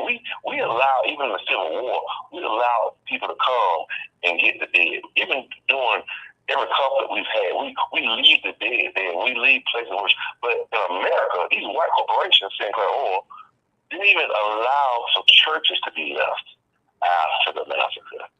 So this shows you how demonic and diabolical of a situation we're dealing with, and the fact that Sinclair Oil's name has not been mentioned is preposterous. When I first started the lawsuit, and I contacted Mario Sullivan and some of the others, that was a key point that we were trying to make. That it's not just the government, it's business, and that's why the Chamber of Commerce was listed because of what their role was. But these businesses specifically, such as Sinclair Oil, need to be highlighted And they're still functioning, by the way. The Green Dinosaur in Tulsa, Oklahoma, they're still functioning, and they have not been called to the carpet yet. Why is that there is such reluctance, Reverend Dr. Turner? I mean, and CK, I want you to join in on this, but I want to ask Reverend Dr. Turner, when you Google this, when you try to do some research, you have to go to the library to do this, because it's like they have been shielded. The information, about Sinclair Oil's role in this, they've been shielded, just as Carolyn Bryant, who accused and fingered Emmett Till. You find the UNC Chapel Hill, they held her papers, which contained a confession in which she said it didn't quite happen the way I said it did. And then you see the courthouse, he had a warrant for her arrest. They protected her. These institutions are protected, Reverend Dr. Turner. And it seems like Sinclair Oil is being protected too. Exactly. In the same way that the white slave owners were protected after slavery by Andrew Johnson and Lee B. Hayes, is how Sinclair Oil is protected today. White America protects and looks out for its own, no matter what. Period. Point blank. The same way George Zimmerman was protected after he killed Trayvon Martin, and still is being protected today. I mean, white people look out for their own. I mean, these people sell their guns they kill black folks with and get money for it, like millions of dollars for it. So it's no surprise to me. It's a continuation of white folks looking out for white people, especially white people who do terrible things to black folks. Betty Shelby, who killed Terrence Crutcher, she's gotten hired by another county to do police work. I mean, they look out for each other, but when black folks unfortunately suffer misfortune, we isolate ourselves, which is sad. When Sinclair Oil has not been attacked or mentioned, I mention them every chance I get. They haven't been listed by anybody in the media, and no one really, in this case, which is sad, because they're the ones whose airplanes were used to drop bombs on America. And there is hard evidence of this, Reverend Dr. Turner? Yeah. There's hard evidence that Sinclair Oil did this? Yes. In the Tulsa, they call it back then, the Tulsa Race Riot Commission report that came out. It's listed, and this commission was done and commissioned by the state legislature of Oklahoma, and they did research. And in their report, it clearly states that the airplanes used to drop bombs on those folks in Greenwood were owned by Sinclair Oil Company. Don't take my word for it. Just read the report. I'm reading the report, and I mean, the evidence is there. I mean, what's going on, CK? Reverend Wilson Dwight, starting with you, CK? It's right there in black and white. And it is in black and white. I don't know why, in terms of the litigation. I was involved in the first litigation that was led by Professor Ogletree. So that litigation, I was that Johnny Cochran, there was litigation that Reverend Wilson referenced that Johnny Cochran was also involved in. And Sinclair Oil, I don't remember them, and this is the early 2000s, being on our radar as a defendant. I just don't remember if they were or not. But I know that the legal team combs through every possible defendant. And before a defendant can be listed in a case, there's got to be a causal link. It seems on the face of it that there is a causal link. So I really don't know why. And this was, and we'll have an opportunity to talk to Demario Solomon Simmons about this, why they were not listed. And I think sometimes, you make judgment calls when you do file lawsuits based on, and it could be that there could be a separate lawsuit. I don't know. I just don't know about them as a defendant and the evidence and how it's tied to them. But assuming it is tied to them, and assuming they are a viable entity and there are successor companies, then be a company definitely to look at. And by the way, simply because one judge has kicked it out, I'm hoping that the Justice Department will take a good look at this. Because as I said before, Santita and everyone, and Reverend Chair, thank you so much for all that you do and have done. The U.S., we have to see, and I haven't looked at this evidence, but I do know at the time, because of the riot, that the U.S. government was also involved on some level. We have to look at that. And if they were involved on some level, and it could have been constructive or non-constructive. It could have been good, it could have been bad. But whatever it was, if they were involved, there are records. That's my point. There are records. And in those records, a lot of times you find valuable evidence that of who some of the players who you didn't even know were involved are engaged. So I think this is just the beginning. I know that the people of Tulsa are tired. This is a 100-year-plus dispute. But I think that there's hopefully, new blood, new excitement about bringing justice to this tragedy. And I happen to believe that the Justice Department involvement could make a difference if they accept to become involved. Well, Reverend Dr. Turner, what's next? What is next? I mean, there's an appeal. And what can we, those of us who are not involved, who are not in the legal system, what would you have us do now? Well, first, I hope that the appeal is successful. In this case, as the attorneys mentioned, it's still not over on this case. The appeal process is there for a reason. But we have to, in this appeal process, put pressure on the president, who has not yet spoken about this issue publicly. Yet he's come down to Tulsa. He's met with these survivors. He knows them. He's had a chance to hear from them personally, and he has not said anything about this. The president could put pressure on his Justice Department to look into this itself. But at the moment, he has yet to do that. The same thing as far as he has yet to do the executive order on HR 40 yet.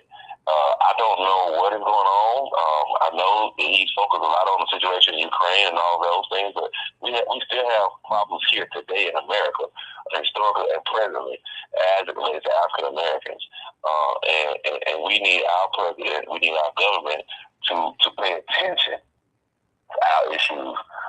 So that's what I hope we do. I definitely support and voted for President Biden, but I need him to do more for our community. Millions of dollars for Ukraine, but zero for my pain as a black person in this country. It's a problem. and Santita, I've got a minute. Charged with murder. This should really go under Geneva as a war crime. We really should take this case to Geneva and charge it as a war crime. These are acts of war. And they should be charged with murder because they killed people. You get no argument from me. I've got 30 seconds, CK. Okay. Well, I just wanted to reflect, Reverend Turner, the U.S. Attorney General and federal government was also involved in this on some level. I think that it is worth unearthing that because we have to connect the dots. So what does it mean with them being involved on some level? 30 seconds.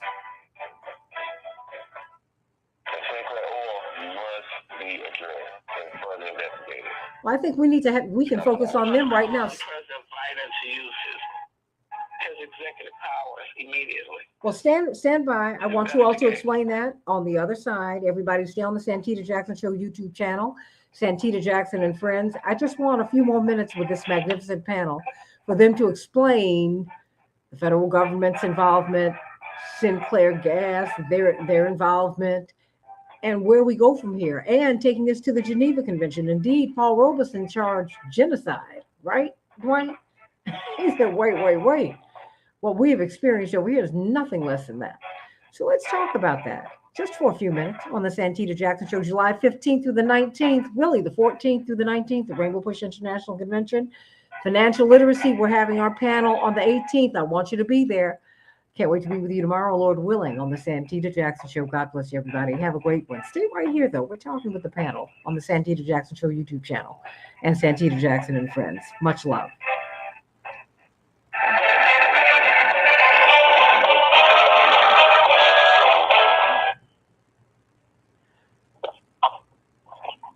Okay, CK, you were pushing the fact that there's also government involvement. So how will that work?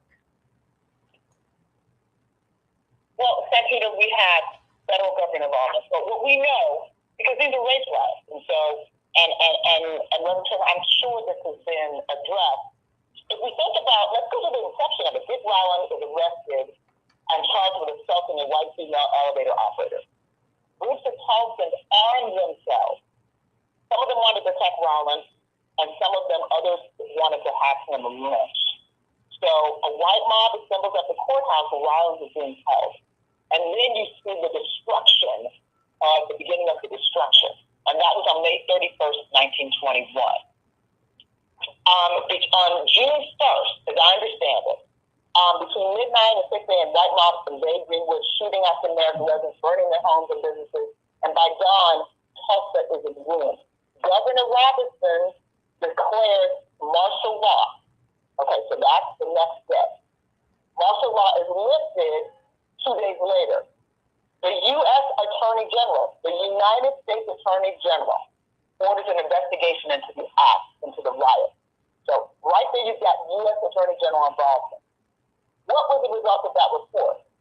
And then you've got Oklahoma Governor Robinson orders the Oklahoma Attorney General Freeland to investigate the situation and preserve the evidence for a grand jury. What happened to all of that evidence? What happened? There's got to be a record if the U.S. Attorney General, not the Oklahoma Attorney General, but the U.S. Attorney General ordered an investigation into the riot. There has to be a paper trail. There has to be a paper trail. If there is not a paper trail, that is something that needs to be investigated. But we have a Justice Department that has the ability to look into this. What did or did not the U.S. government, the federal government, do in connection with this case? I don't know. But I believe, and I don't know why I have this in the back of my mind, there was some role. This was a state of emergency. This was a state of emergency, 1921. Of course, back then, there was no internet. There was none of that. People were, they had cars, but they also had horse and buggy, so things were not operating the same way, but they did have a record. There are files that are perhaps there, just like in the Emmett Till case. We know that there's evidence and there are documents, and we know that they're being preserved someplace. I bet that there's more information. And I hope that the Justice Department will be able to unearth some of this, and perhaps that might be another angle to be used. Because, and again, this was, I want to say almost 15 years ago when I was involved with and looking at these issues with the Charles Ogletree case, because Willie Gary was involved, Johnny Cochran and others. And I was involved as a law partner of Willie Gary. I don't remember all the issues, but we went through piles and piles of evidence and documents allegedly that existed. And from that, and Charles Ogletree did a phenomenal job, from that came the original lawsuit. So I think it's worth looking into, because in the back of my mind, I do know that there was U.S. military involvement, federal government military involvement. Martial law was only declared for 2 days by as I understand it, by Governor Robertson. But I can't imagine something this significant that there was not, because I think there were troops that were called. Well, Reverend Wilson, are you still there? Yes, ma'am. Okay, we're looking at this at the convention. Reverend Dr. Turner is coming in. Reverend Jackson is trying to get, yes, I mean, because you and Reverend Jackson spoke last night, and you want to get the elders in, and they're eager to come. I mean, it seems like they're just holding on, Reverend Dr. Turner, because they are determined to get justice. I mean, they just won't rest. That's right. That's right. And they should get justice. I love their spirit. And I pray before they breathe their last breath, they get justice. And that's the thing, like, this case, people may say, well, it's not a large class action or whatever. These are our grandmothers. These are our ancestors. And if we don't look out for them, who will? It's obvious the government that's in here. It's obvious, even though he's mentioning president not getting up on it right now. Hold on 1 second. I can hear someone is moving. Hold on I can hear someone is moving papers or something in the background. If you can put yourself on mute, that would be great. Okay, Reverend Dr. Turner. We have to make this our priority, and that's why I thank God and love this show, because it should be international news. That we have survived in race in Africa. Because that's one thing that white people and those opponents of reparations of restitution always say, well, the people who were harmed were dead. Well, in this case, they're still living, and they're kicking, and they're fighting. And they're not the ones saying, I don't want reparations. Imagine now if the story would be totally different if these survivors were saying that they don't want it. Well, they'd be paraded around on Fox News every chance they could get them on. But because they actually are seeking justice, no one is really trying to pay attention to this. And especially those who have not even been implicated, such as Sinclair Oil.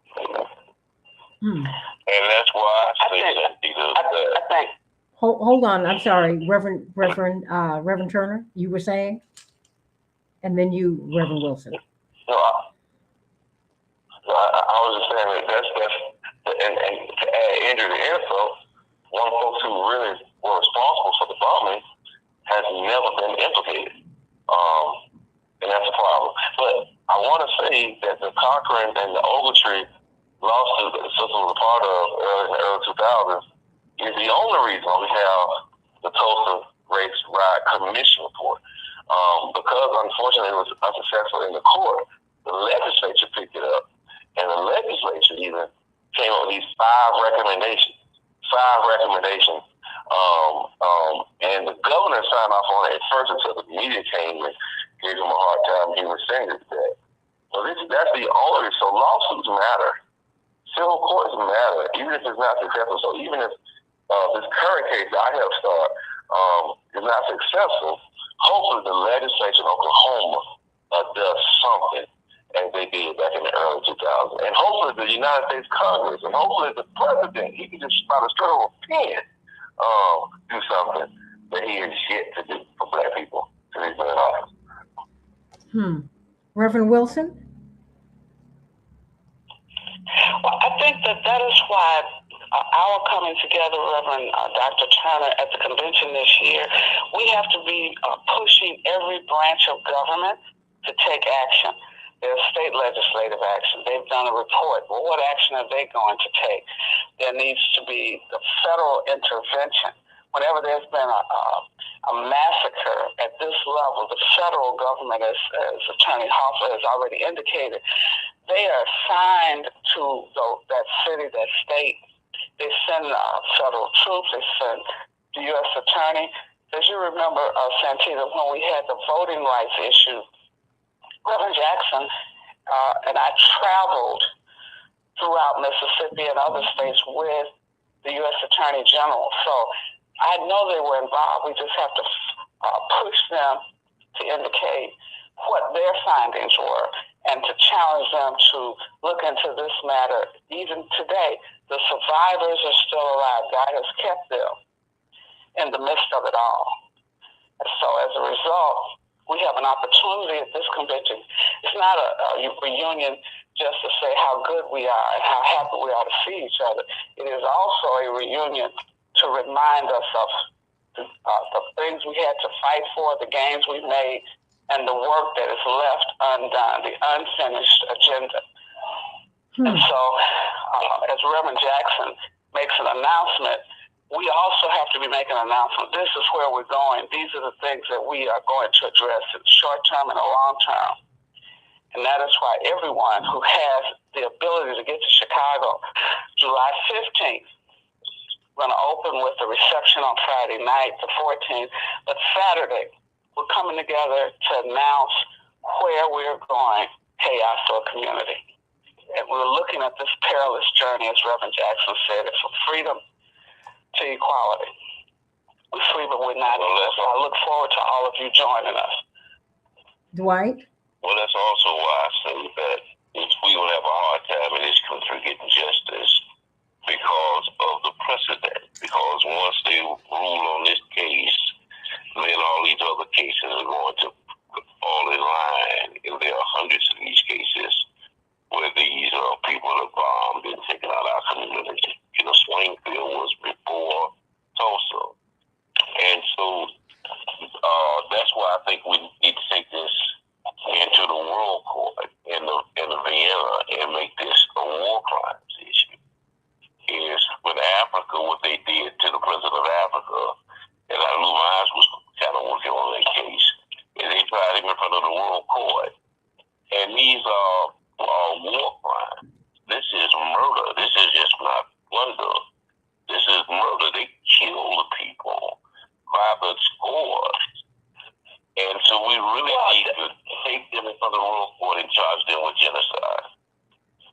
Well, it's just the same thing that we are watching happening in Ukraine. It happened in one short period of time in Greenwood, Oklahoma. The massive destruction of homes and businesses and murder of people. And we've not really listed the Tulsa riot and bombing to the level that we're talking about, and that's what we're going to do at this convention. We cannot act like, oh, they just had a nice little riot and everything was fine. No, this was absolutely intentional destruction of homes. Families were murdered. Didn't it? No, it was in Rosewood. It was all over the country. It was Rosewood. It was Chicago. It was Springfield. It was everywhere. It was all over the country. And so they talk about Tulsa, but this happened everywhere within that 10-year frame. I mean, that was called that year 1921 was called with Red Summer. Red Summer, but it was 1919. Yeah, well, I mean, yeah. Well, but how can? Agree with that. Well, I mean, my question for Reverend Dr. Turner, because he's got a lot of light, and everybody's got their platforms. How can we use these platforms, Reverend Dr. Turner? I mean, to put this out here, and also to help our people to understand. Because when white people hear this, they say, "Wait a minute, I did not know anything about this." And those with a real sense of justice and fair play are like, "No, something needs to happen. Justice needs to happen." But then you have some Black people who will just say, "Well, what can we do?" And I think we can do a lot, Reverend Dr. Turner. I really do.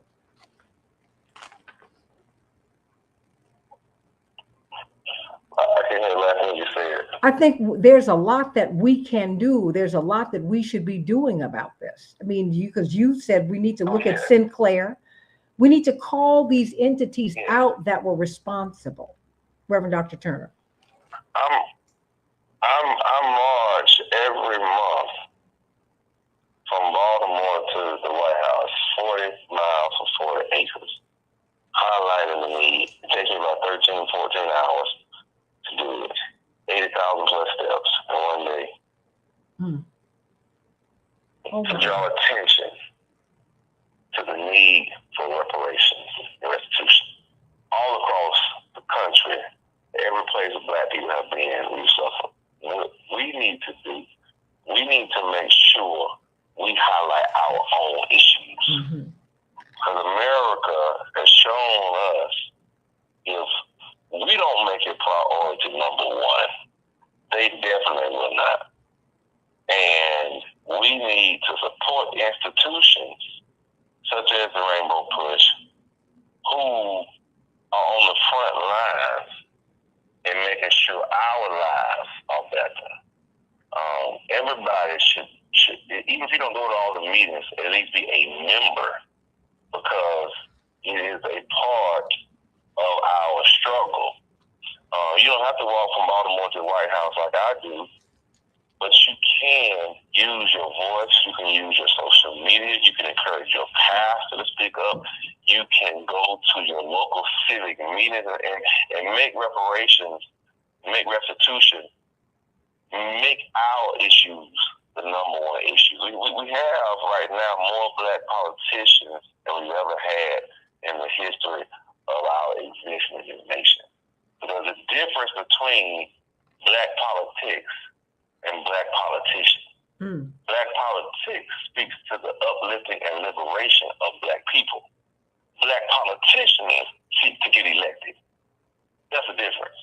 Yeah. Now, some Black politicians can be, and I know some, like my dear brother, Representative Jackson, some Black politicians do speak to Black politics.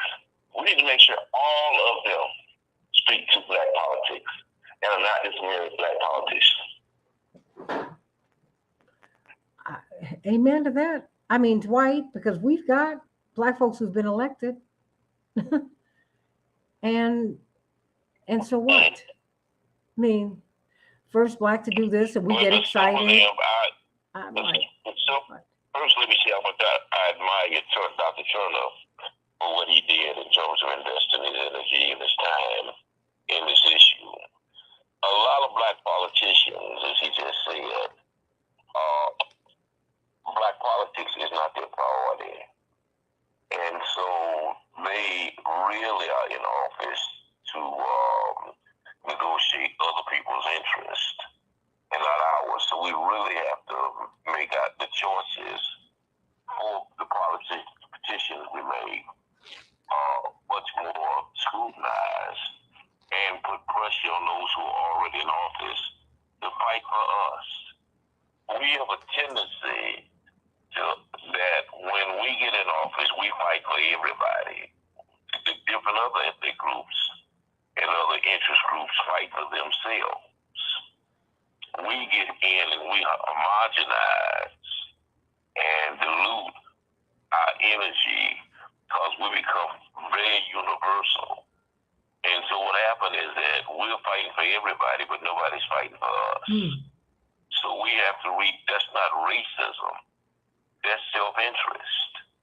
And we have to really kind of adjust our thinking to understand that we're in these offices because we're supposed to represent a particular constituency and not feel so broad that we get in office and now we have to fight for gay rights, we have to fight for white women. We end up fighting for everybody but ourselves.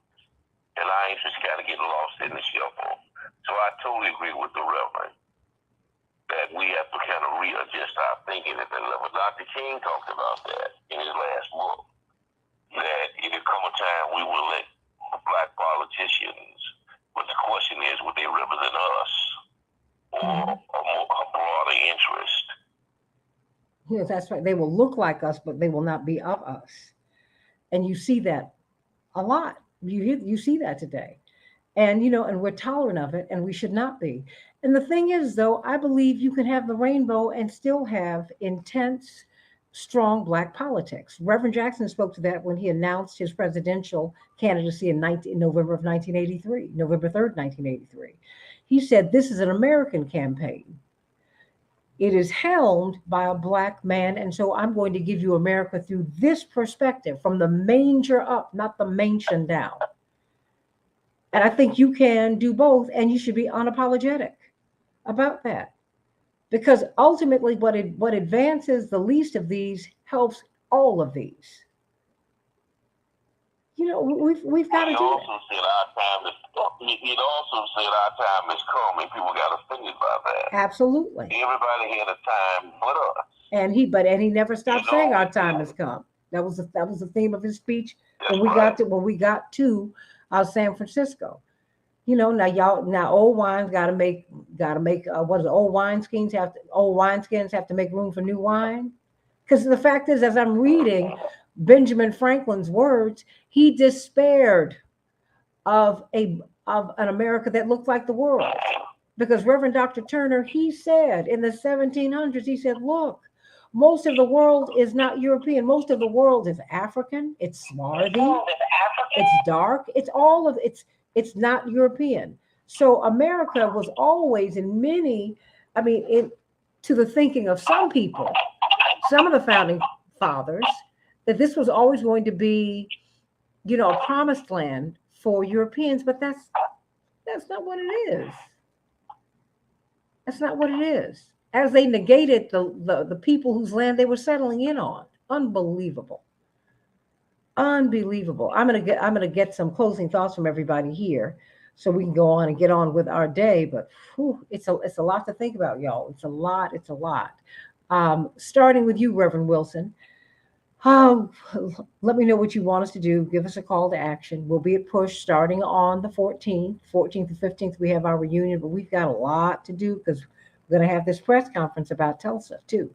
Reverend Wilson. Is Reverend Wilson there? Okay. Well, Reverend Dr. Turner, your thoughts. I can't wait to see everybody. I love continue to fight and fight harder than ever. We have more than any other generation has ever had. We have no issues. We have more than Frederick Douglass had something and Dr. King ever had as far as resources. We haven't even done half the work they've done. So it's on us to really be fully committed and redouble our efforts to do more with more. You know, we can't say we're doing more with less. We should do more because we have more. And time is not. Absolutely. It's because my mother said, I don't get it. You all are doing less with more, and we did more with less. She said, what are you doing? You didn't have black elected officials, now you got them. What are you doing? You didn't have the right to vote, now you got it. What are you doing? My mother will go down and have a litany, and Dwight, you know that. She's like, what are y'all doing? So Dwight, we're coming together this weekend. Dwight McKee? Yeah, we are. Mm-hmm. My thought is that we have to see ourselves as cosmopolitan, as citizens of the world, and that slavery and oppression was a worldwide phenomenon. Mm. It went not just from the shining sea. It went from the triangle of Africa to the States, back to Europe, and we have to broaden, I think, the context for those who are responsible for our oppression and take this beyond just an American phenomenon. Because, I mean, it's not in America's interest to judge itself. We really have to do what the Jewish community does and take it to the world court. And that they had trials in Nuremberg about what happened in Germany. And you really took it beyond outside of Berlin, because it would have been hard for people in Berlin to be objective in that situation. We really need to take our struggle internationally, and even like Paul Robeson said, go to the UN, go to the World Court, and I charge genocide, because it is genocide, and genocide is a war crime. And let the world hold America responsible for its sins upon us. It's my closing thought. Well, everybody, it's Jewel said that's right to you and to Reverend Dr. Albert Turner. Let me tell you, so Robert Turner. Let me tell you something. I thank you for playing that one string guitar. I thank you for your walk from Baltimore to the White House. I thank you for would you just explain why you're doing this, Reverend Turner? The Right Reverend Dr. Robert Turner, who is at Empowerment Temple. Why are you doing this? I love God and I love my people. On that walk, I just crossed 100 miles. This past one on 4th of July. I think about us. And being a public witness, and walking in solidarity with our ancestors and making sure, and I go to the White House and I lay a wreath of 400 flowers at the chance of the White House, and I pray, and I hope that it awakens a nerve in America to see a black man in 2023, and I have other people with me now, willing to give not just a whole day, but their body. My body, if you walk 42 miles, it weighs on your body. I've had doctor appointments and physical therapies and all of those things. But it is something that I walk for us. And I walk and I will continue to walk. And I mean, I did it in the winter of DC, and I did it just in the heat of July and this past week. It's hot. I lose 4 pounds each time I walk. But it's a commitment that I feel inspired to do from God. And it's on Route 1. It's not the safest road because there's not sidewalks continuously throughout. But I do, and I encourage others if they're ever in the area to come and walk with me. You don't have to do the whole 42 miles. It's actually 42 miles. I just round down 40 miles for 40 acres because of the hashtag. But every step counts. So it's actually 42 miles. And started in October, and I'm still doing it now. I've walked 432 miles for reparations. And like you said, I'm a string instrument.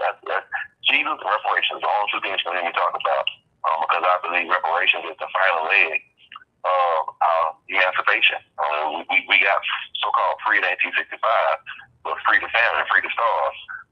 The Reconstruction was incomplete.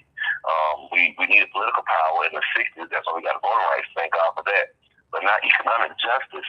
Reparations is what we do, not what we necessarily need, because black folks are making it. We will continue to make it, but we are due this. And those survivors in Tulsa, they don't necessarily need it to pay their power bill, but they're due it. That's the difference. We as citizens in this nation, we are due justice. Even if we don't need certain things, we are still due them. Amen. And my mother often says, Reverend Dr. Turner and Dwight McKee, you can't help me without helping yourself. And you can't hurt me without hurting yourself. And we're not going to be right until we make things right with the people we've wronged. It is so simple. It's so simple. And so what can we do to support you as you walk? And we certainly pray for your health and strength. But how can we support you and this magnificent church that you now are the senior pastor of, Empowerment Temple? I remember when Jamal Bryant was there. But how can we support you? What do you need? What do you need? What do you need? First off, doing the walk, I need a lot of prayer. It is physically toiling and even mentally toiling, because once you cross 30 miles walking, your body just literally it's nothing. It's all willpower. If you ever in the area, would love for you to join. But also, to share it, social media, let people know that a black man is doing this, and I'm not under the auspices of any political party. This is something that's all spiritual. Of course, I use shoes. I wear outer shoes all the time, walking shoes. I wear outer workout clothes all the time. My team, kind of has fruits and water that we pay for doing the walk that I drink. I drink a whole lot of water, not especially as it's getting hot. But I really I encourage people while I'm walking to contact their legislators. I'm walking 40 miles, 4 acres. I say, what's your 40? Can you contact 40 elected officials? Can you write 40 emails? Can you even just read books about 40 black authors in the next month? Can you make a list of 40 black-owned businesses that we can share and send out, just to try to highlight the need for black people to support and be there for black people? Well, amen, amen, amen, amen, amen. And how, if we wanted to make a love offering to your church, how could we do that? BT Power, Cash App, and you can tell them, put what it's for. In the fallout, that'll absolutely help. They'll have some water and some fruit, all that good stuff. Okay, if you can say that one more time. You sounded a little muddled. I want to hear it one more time. $ET Power. Okay. It should be, the Empowerment Temple should show up, and you can put it in the 4 column what it's for. That'd be wonderful. Okay. You can put 40 for 40 in the 4 column. 40 for 40. Okay. Okay.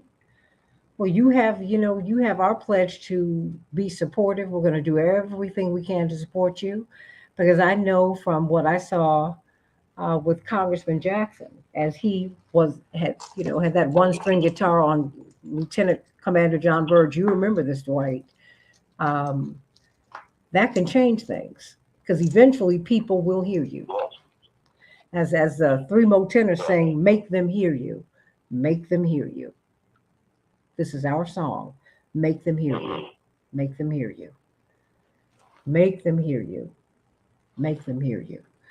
Sending you so much love, my love to your beautiful wife and family. Thank you so much for all that you've done and all that you're doing. Consider this show your home. Well, one of your homes. I'm not going to keep you to myself. I'm not going to do that. I want everybody to hear you all the time. Well, I think it's important. I'm just going to do my part. How about that? I'm honored. I'm so thankful to be on the show. I love you. I support you. And please be my God, whoever gets. Oh, well, we love you and appreciate you more than we can say. Oh boy, love you and appreciate you, Dwight McKee. Thank you. We have a lot of work to do. Dwight and Reverend Sharpton are extremely close. And so, they're just and he's also very close to Cornell West. So there are a lot of people. Dwight, you have a tremendous network, and so I'm going to pass, with your permission, Reverend Dr. Turner, you over to Dwight because I want you to know his people, and I want his people to know you. Please, I love you. All right, Brother Turner. God bless you. God bless you all. And God bless you all. Hope you got something good out of the show today. I'm sending you all so much love. Can't wait to see you at the convention this weekend, starting on the 14th on Friday. We will be at Rainbow Push at 930 50th Street having a reunion. And then it'll be a big old reunion on Saturday, a barbecue. We're out in the backyard. It's going to be big, big fun. You want to be there. And then we got Kamala Harris, the vice president, will be with us on Sunday. We're going to have the Secretary of HUD, Marsha Fudge, with us. And we're still in formation. So I cannot wait to see you. And I can't wait to be with you tomorrow, God willing, on the Santita Jackson Show. I love everybody. Alex, thank you for a great show. God bless. God bless.